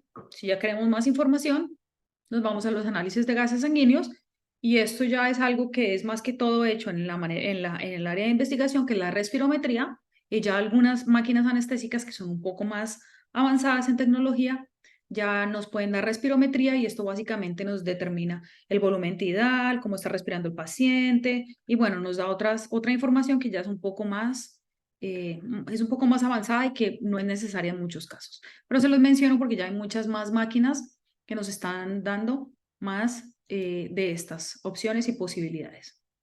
La técnica de medición de gases y de la mayoría de los gases, sobre todo en vías aéreas, es técnicas a través de detección infrarroja. ¿Sí? Es una técnica de detección infrarroja. Hay unas técnicas o métodos colorimétricos, ¿sí? Y es muy parecido, Doc, a lo que hablábamos de la espectrofotometría, que estábamos hablando antes. Esta es más o menos algo muy parecido. Recordemos que cada gas tiene es una onda o un área a la cual absorbe luz, ¿sí? Entonces tiene una zona o una... yo me acuerdo de eso, no sé si ustedes se acuerdan en física de las absorbancias, ¿sí? Entonces, a esta absorbancia, exacto, igual. Entonces, a esta absorbancia pasa este gas, a esta otra absorbancia pasa este gas, y así es como la máquina también o el dispositivo los detecta, ¿sí? Entonces, esta técnica infrarroja, sí. Entonces, esta absorbancia, recordemos que la oximoglobina tiene una absorbancia, la hemoglobina que no tiene oxígeno tiene otra absorbancia. Entonces, miren, todas estas técnicas de luz funcionan específicamente buscando ese gas en particular. Entonces, así también funciona la del CO2 en este caso. En la mayoría, exacto. Y esas técnicas colorimétricas son esos que ves ahí en la foto de abajo.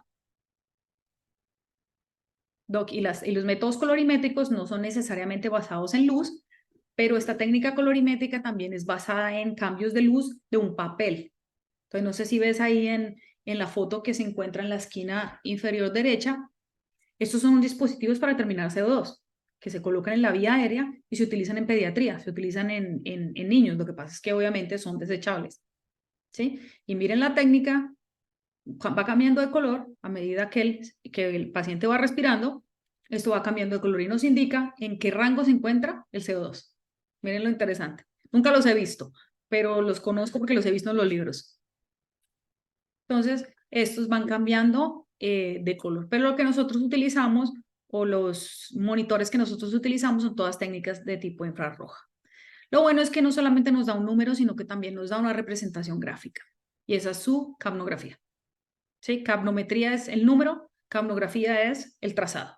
Entonces, si lo ven ahí en la parte de toda la mitad de la gráfica, eso es su capnografía, capnometría. ¿Sí?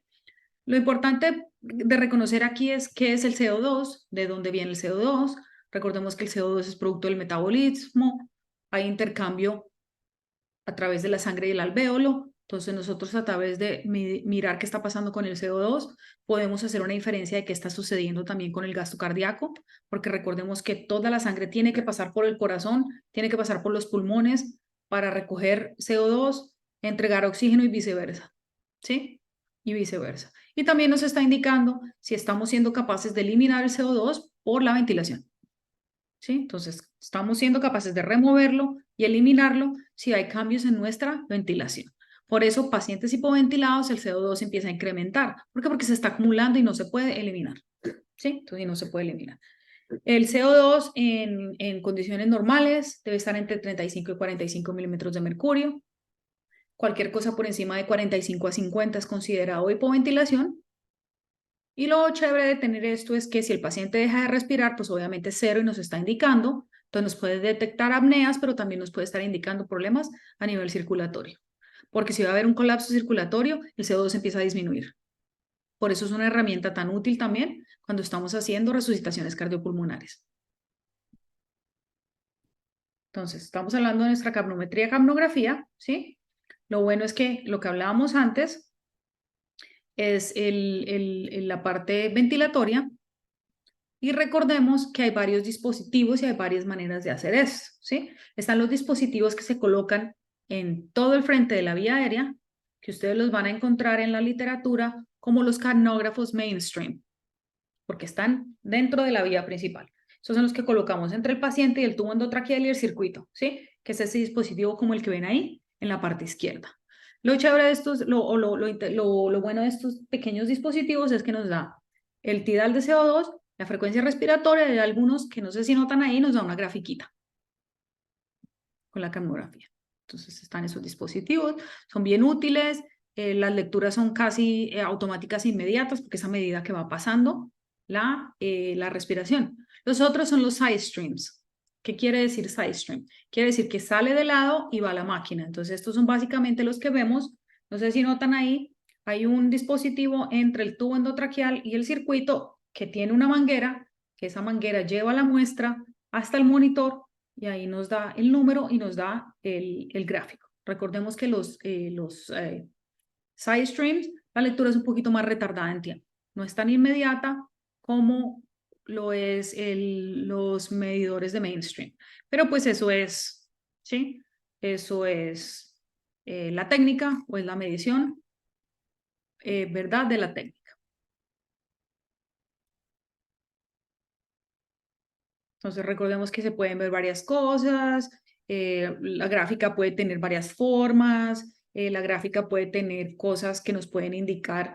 Lo interesante de la capnografía, capnometría es que aparte de que nos está indicando ventilación, ¿verdad? Estábamos hablando de si el paciente está hipo o hiperventilando, también nos puede estar dando algún par de indicaciones de qué está sucediendo con el flujo o qué está sucediendo con la perfusión de ese paciente, ¿sí? Y otra cosa que nos puede estar indicando es si el paciente, por ejemplo, está taquipnéico, ¿sí? Si está respirando muy rápido, si está respirando muy despacio, todo ese tipo de cosas las podemos ver. También podemos ver si el manguito de nuestro tubo endotraqueal está bien sellado o no, por la forma como se ve la gráfica. Hay un montón de cosas, ¿verdad?, que podemos decir con este, pero lo interesante y lo que debemos recordar es cómo interpretamos esta gráfica, ¿sí?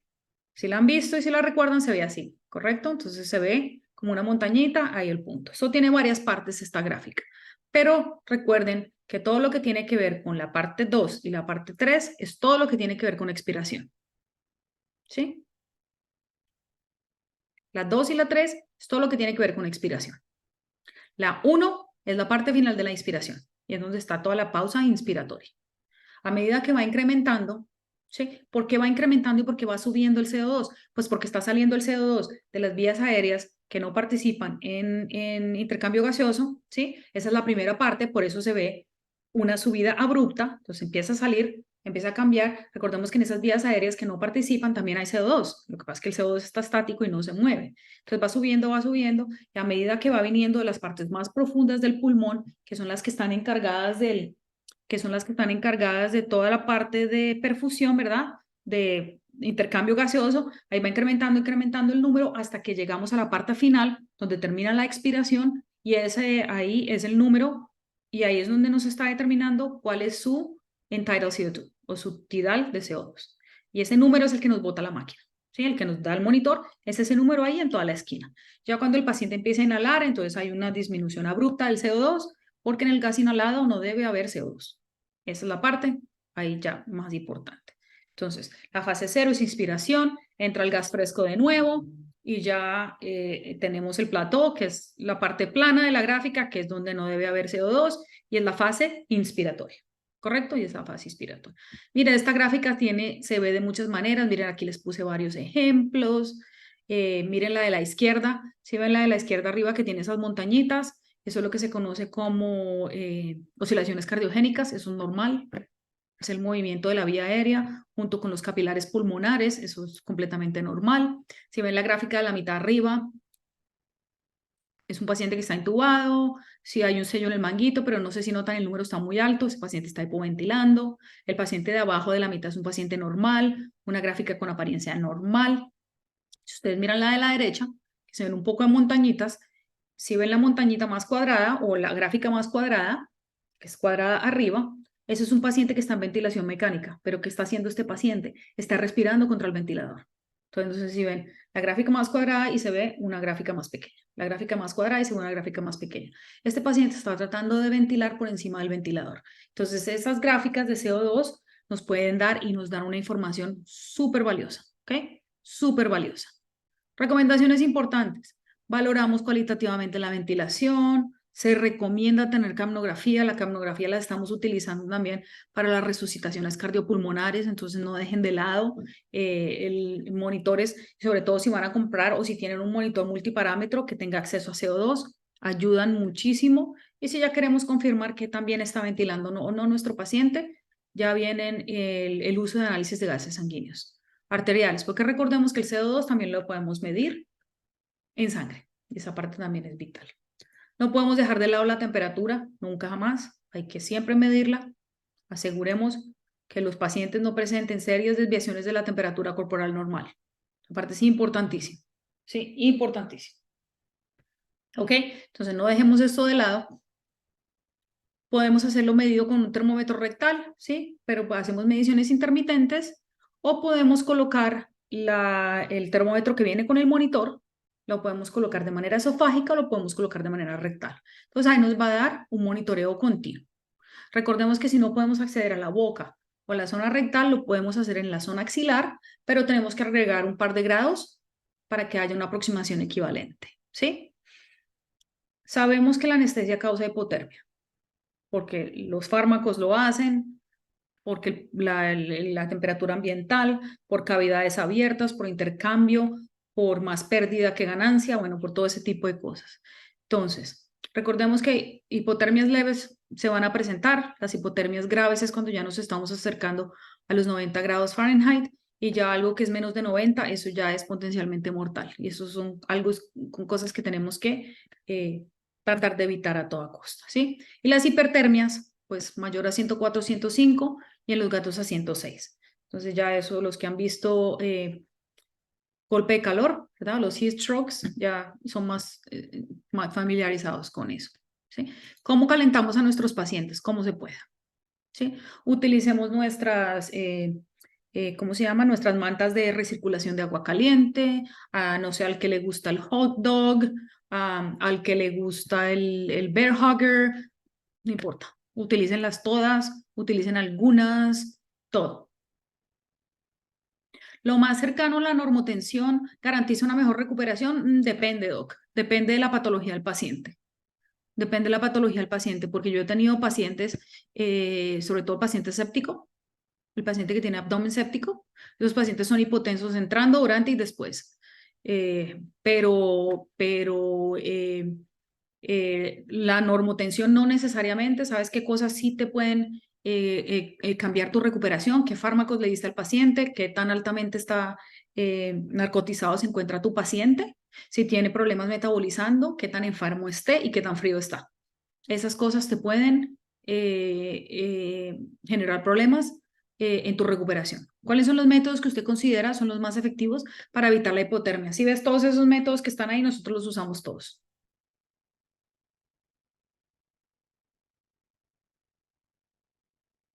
Eso nosotros utilizamos todo. Entonces, todos los pacientitos que van para cirugía, ¿sí? Todos los pacientitos que están en cirugía, básicamente. Si ves el gatito de la foto de arriba, está encima de la manta de recirculación de agua, pero en la parte de abajo está la manta del bear hugger. Entonces, nosotros, los cirujanos, colocan los campos y prendemos el bear hugger y el paciente está con eso. Más encima, adicionalmente, también puedes tener esos calentadores de la línea de líquidos intravenosos. Nosotros las utilizamos todas, Doc, para tratar de minimizar al máximo las hipotermias. Siempre, todas, todas, todas, todas.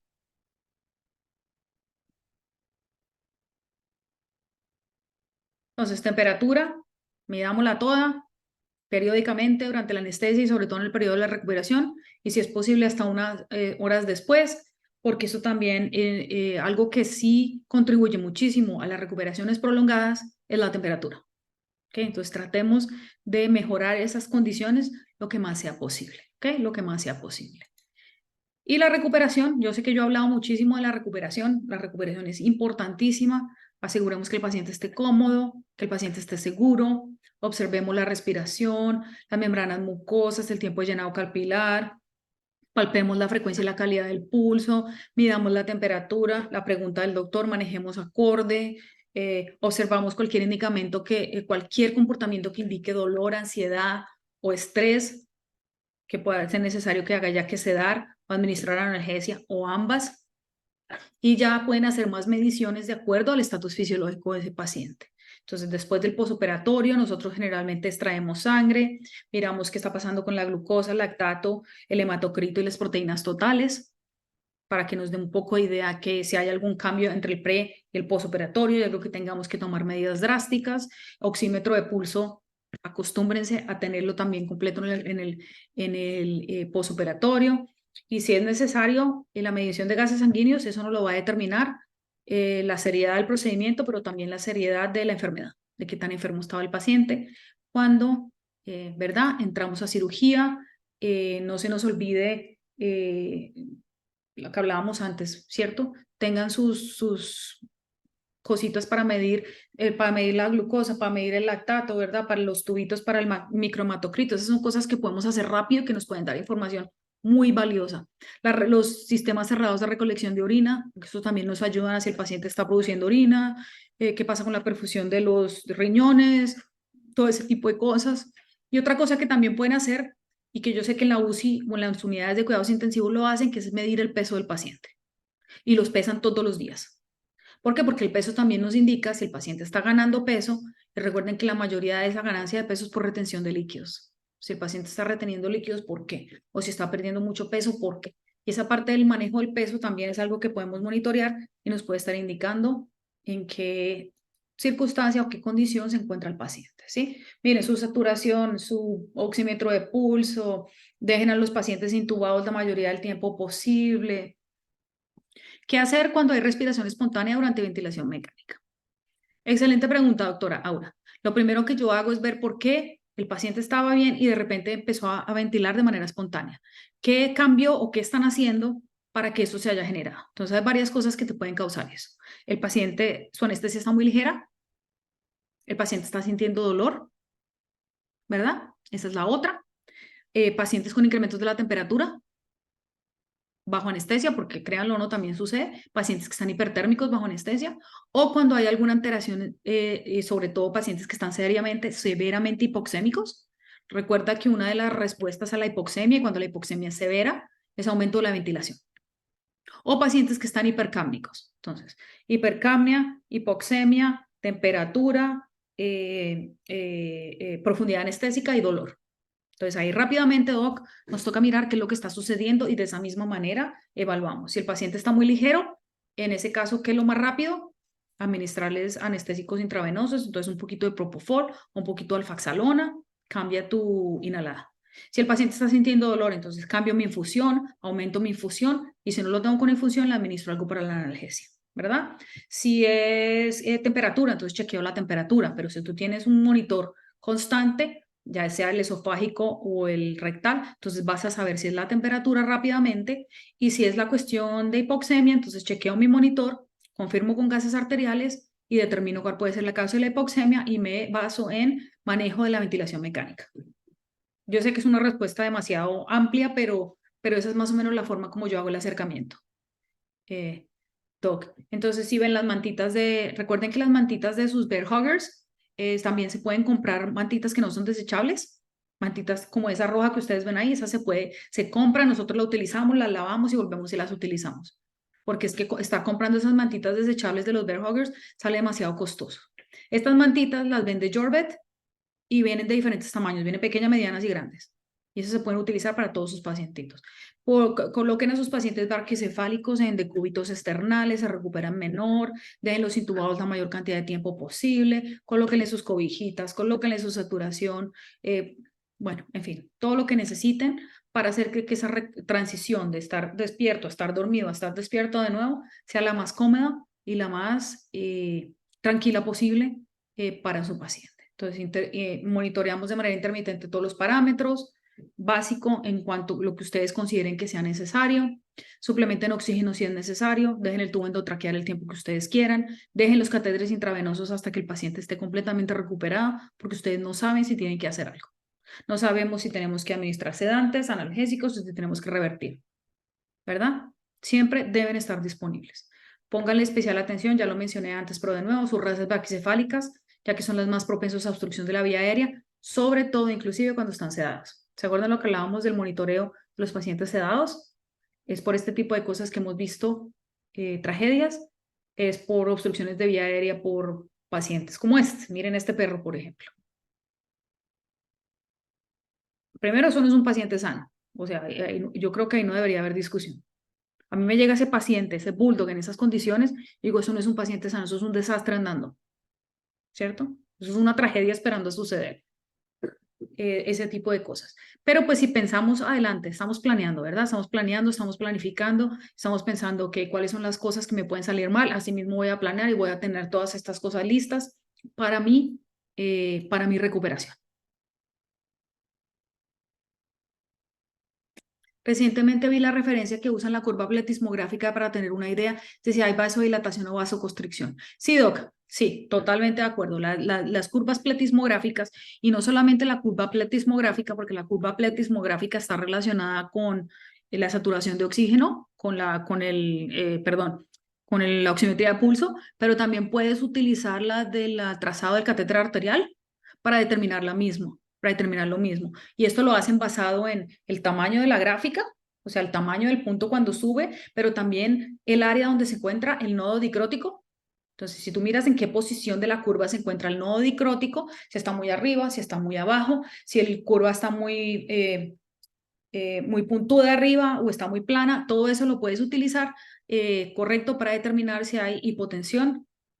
Ese tipo de bulldog ya es imposible que sea un asa 1. Doc, Andrés, te voy a dar la respuesta más sencilla. Ningún braquicefálico es considerado asa 1. Ninguno. Si tú miras clasificaciones bajo anestesia, ningún paciente braquicefálico es considerado paciente sano. El único paciente que es considerado asa 1 es el paciente completamente sano que viene para procedimientos selectivos. ¿Sí? O sea, tu perrita común y corriente labradora de 1 año que viene saltando por las paredes, que viene para una ovariosterectomía. Eso es un paciente sano. Pero este paciente está obeso, tiene paladar prolongado, tiene una tráquea del tamaño de un dedo meñique, tiene sus sáculos evertidos, no le sirve la nariz, el tamaño de la lengua, mejor dicho, se acuesta de espaldas y se ahoga. Eso no es un perro sano. Morfológicamente, ¿cierto? Y anatómicamente. Y además de todo, los anestesian uno y regurgitan y vomitan. Porque fisiológicamente y anatómicamente están dañados. Entonces, cuando tú miras bajo anestesia, ningún paciente braquicefálico, ninguno, es considerado paciente sano, porque tienen tantas anomalías, que ya eso los hace pacientes de alto riesgo bajo anestesia. Todos los braquicefálicos, ¿ok? Paciente braquicefálico que te llega a ti para anestesia, siempre trátalo como paciente de alto riesgo. Y vas a ver que si tú tomas todas esas precauciones, nunca se te complican. Claro, están completamente dañados. O sea, es que los ve uno y dice uno, pues, ¿cómo es posible que la gente permita este tipo de cosas? Y les parece normal, ay, tan bonito el perrito que está roncando, y uno dice, no, está roncando, lo que estoy pensando yo, están las neuronas que se le están muriendo por la hipoxia. Entonces, ¿sí ves? Es que esa es la... Ujú. Entonces, nosotros nunca, o yo nunca clasifico ningún paciente braquicefálico como paciente sano. Y ya teniendo eso en cuenta, doc, yo ya me preparo, ¿verdad? Me preparo con el tubo endotraqueal pequeñito, con qué va a pasar con la vía aérea, que este me va a regurgitar, que el peso, que el tamaño, que bueno, que en todo ese tipo de cosas, y teniendo todas estas cosas que hemos hablado, esos pacientes se te complican menos, porque son pacientes que tienden a tener muchas complicaciones en el posoperatorio.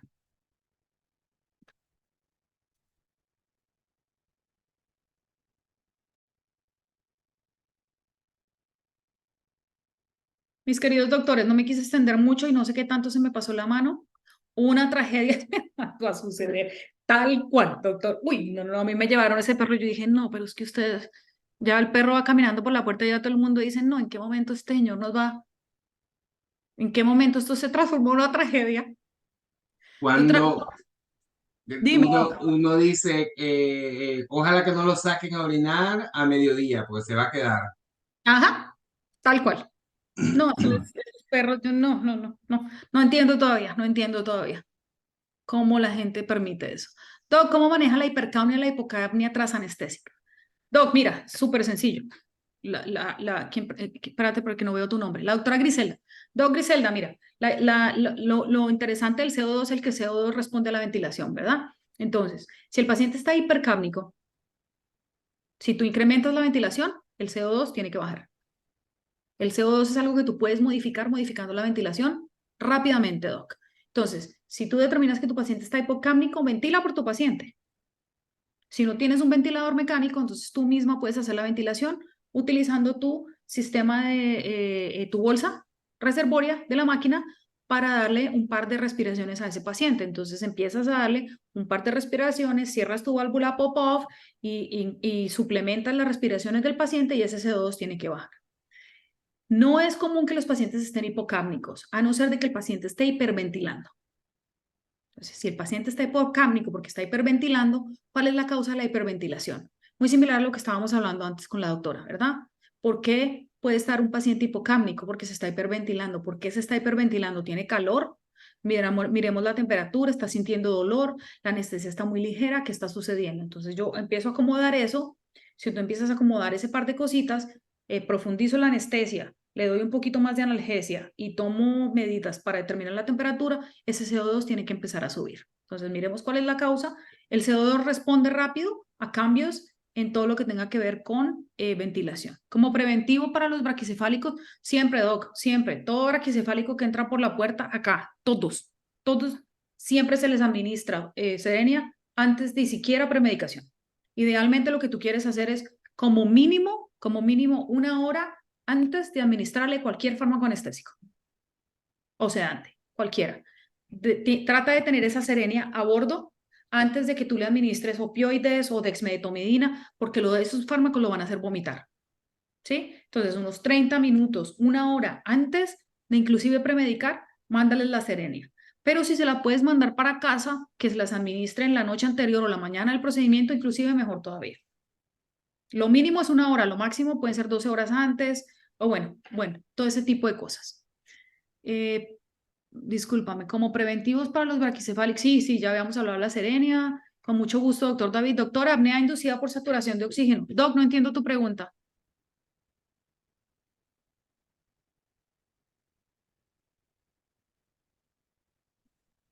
Si me puedes hacer de nuevo tu pregunta, porque generalmente, mira, la mayor cantidad de apneas que tú vas a ver, no.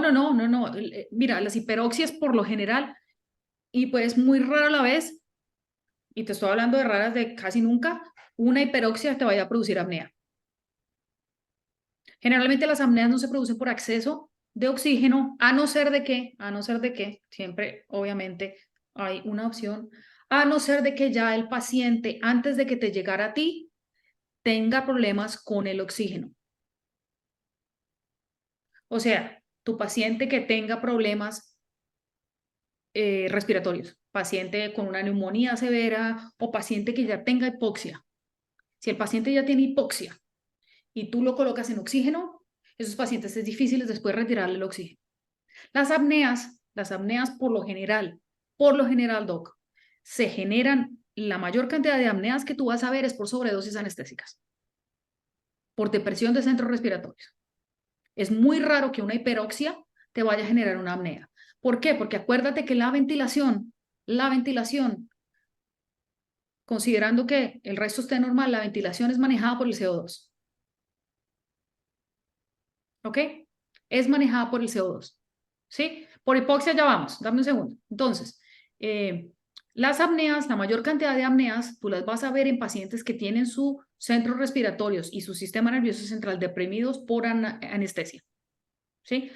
Es por eso que vemos tantas apneas al momento de la inducción anestésica, porque es la mayor cantidad de fármacos administradas en un tiempo corto.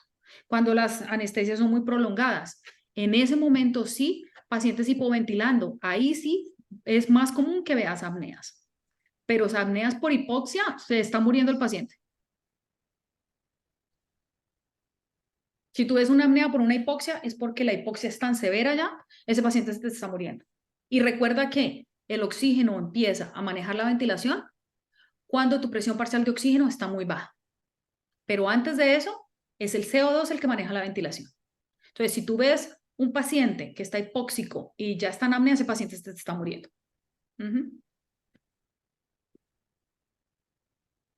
¿Qué Bueno, opina de doctora, eso? Discúlpame, dice, dime, no, doc. hay otra pregunta. Tenemos Sí, otra sí, ya la pregunta estoy ahí. viendo. Dice, ¿qué No. opina del uso de analgésicos previos a la cirugía? ¿Mejora la estabilidad? Sí, claro, doc. Todos los pacientes que yo premedico antes de cirugía llevan analgésicos. Todos. ¿Qué te quiero decir? No importa. Una OVH, una TPLO, no sé, lo que tú quieras, lo que tú quieras. Siempre premedico con un sedante, un tranquilizante y un opioide. ¿Por qué? Porque la idea de utilizar esos analgésicos antes es que tú no vas a necesitar tantos analgésicos durante y lo mejor, no vas a necesitar tantos analgésicos después. Porque si tú le tomas ventaja a ese dolor, los requerimientos analgésicos de ese paciente te van a disminuir y la estabilidad de tu anestesia va a mejorar. ¿Qué opino del uso de AINES antes de cirugía? Doc, depende del paciente y depende de la cirugía. ¿Sí? Claro. Si ve el doctor Andrés, ya alguien tenía que preguntarle del tramadol. Doctor Andrés conoce mi historia, ¿verdad? Ok. ¿Qué opino del uso de AINES antes de cirugía? Doc, si es un paciente estable, paciente para cirugía, para ovariosterectomía, para castración, no tengo ningún problema con el uso de AINES antes. Pero si es un paciente que tiene alguna historia de algún problema, que sus riñoncitos no están bien, que su hígado está más o menos, que está más o menos así complicado, entonces yo espero hasta el después. El paciente te lo dice todo, doctora Griselda, pero la mayoría de las opciones a estos, ¿cómo se llaman? A estos histerectomías y a estos pacientes se los puedes administrar antes porque no vas a tener ningún problema, tú les estás administrando fluidos durante la cirugía, bueno, todo ese tipo de cosas. Si es un paciente completamente sano, no hay problema. Con mucho gusto, doctora. Mucho gusto a usted. Gracias por participar. ¿Qué quiere saber, doctor Hernández, del tramador? Corrijo, doctora. En caso de hiperoxia, nosotros es muy raro que veamos hiperoxias, doc. Recordemos que esas hiperoxias se empiezan a presentar cuando los pacientes se encuentran con administración de oxígeno al 100% por tiempos prolongados. Y cuando estamos hablando de tiempos prolongados, estamos hablando días, ¿sí? Pacientes, por ejemplo, ventilación mecánica, pacientes comatosos, pacientes en respiradores mecánicos por tiempos prolongados, porque ah, las hiperoxias empiezan a generar radicales oxígeno reactivos y eso es otro rollo completo. Pero para nosotros es muy raro que veamos pacientes con hiperoxias, doc. Muy, muy, muy, muy, muy raro. Y que esas hiperoxias nos generen problemas. Eso en veterinaria, a no ser lo que te digo, que sean pacientes ventilados con oxígeno al 100% por tiempos prolongados, no vas a ver, no vas a ver muchos problemas. ¿Qué opina del uso del acetaminofén en pacientes con dolor crónico? Doc, te voy a ser muy sincera, nosotros aquí no utilizamos, aquí en Washington, no sé ustedes en la Florida, y no sé cómo sean sus legalidades para el uso del acetaminofén, pero nosotros aquí no lo podemos usar. Aquí en Washington no lo podemos usar. No utilizo acetaminofén, no utilizamos metamizol o dipirona, nada de esas cosas las podemos utilizar y por ley no nos lo permiten. Entonces no utilizamos acetaminofén para nada. Y más que todo lo del acetaminofén es por que los gatos básicamente, ¿no? Pero si tú me preguntas a mí en Latinoamérica, yo diría, ¿por qué no? ¿Sí? Una dipirona, ¿por qué no?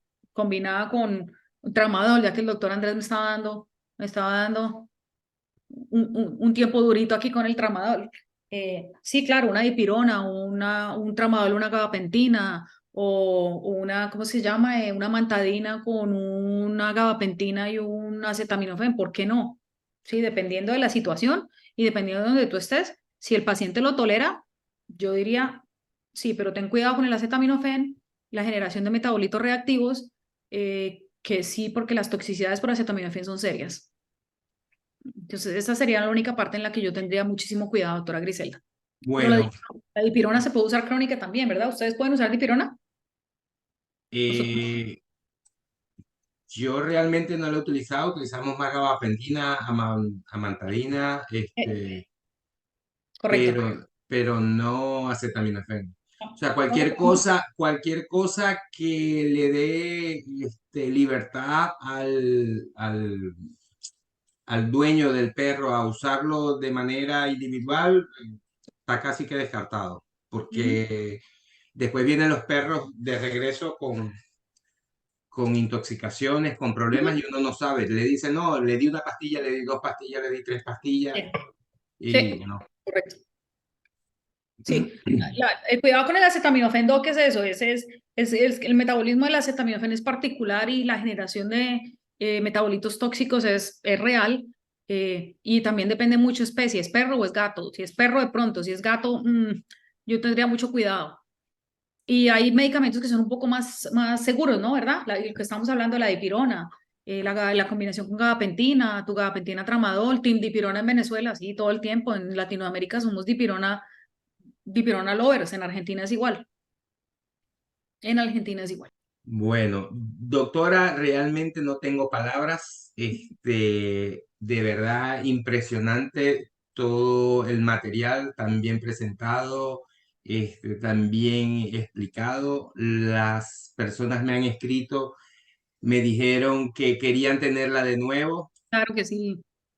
Sí, ya está comprometida la doctora y déjeme decirle que tiene familia aquí en Miami, o sea que próximamente, quizás el próximo año la tengamos aquí. Vamos a trabajar en eso para que podamos compartir con ella en persona y ahondar un poquito más. De verdad, si ustedes ven la lista que la doctora me pasó del material que puede compartir con nosotros, es realmente impresionante. Para nosotros es un orgullo que usted esté representando a los veterinarios latinoamericanos aquí en los Estados Unidos y de qué manera. Recientemente vi un libro, la doctora escribió un capítulo sobre farmacogenética.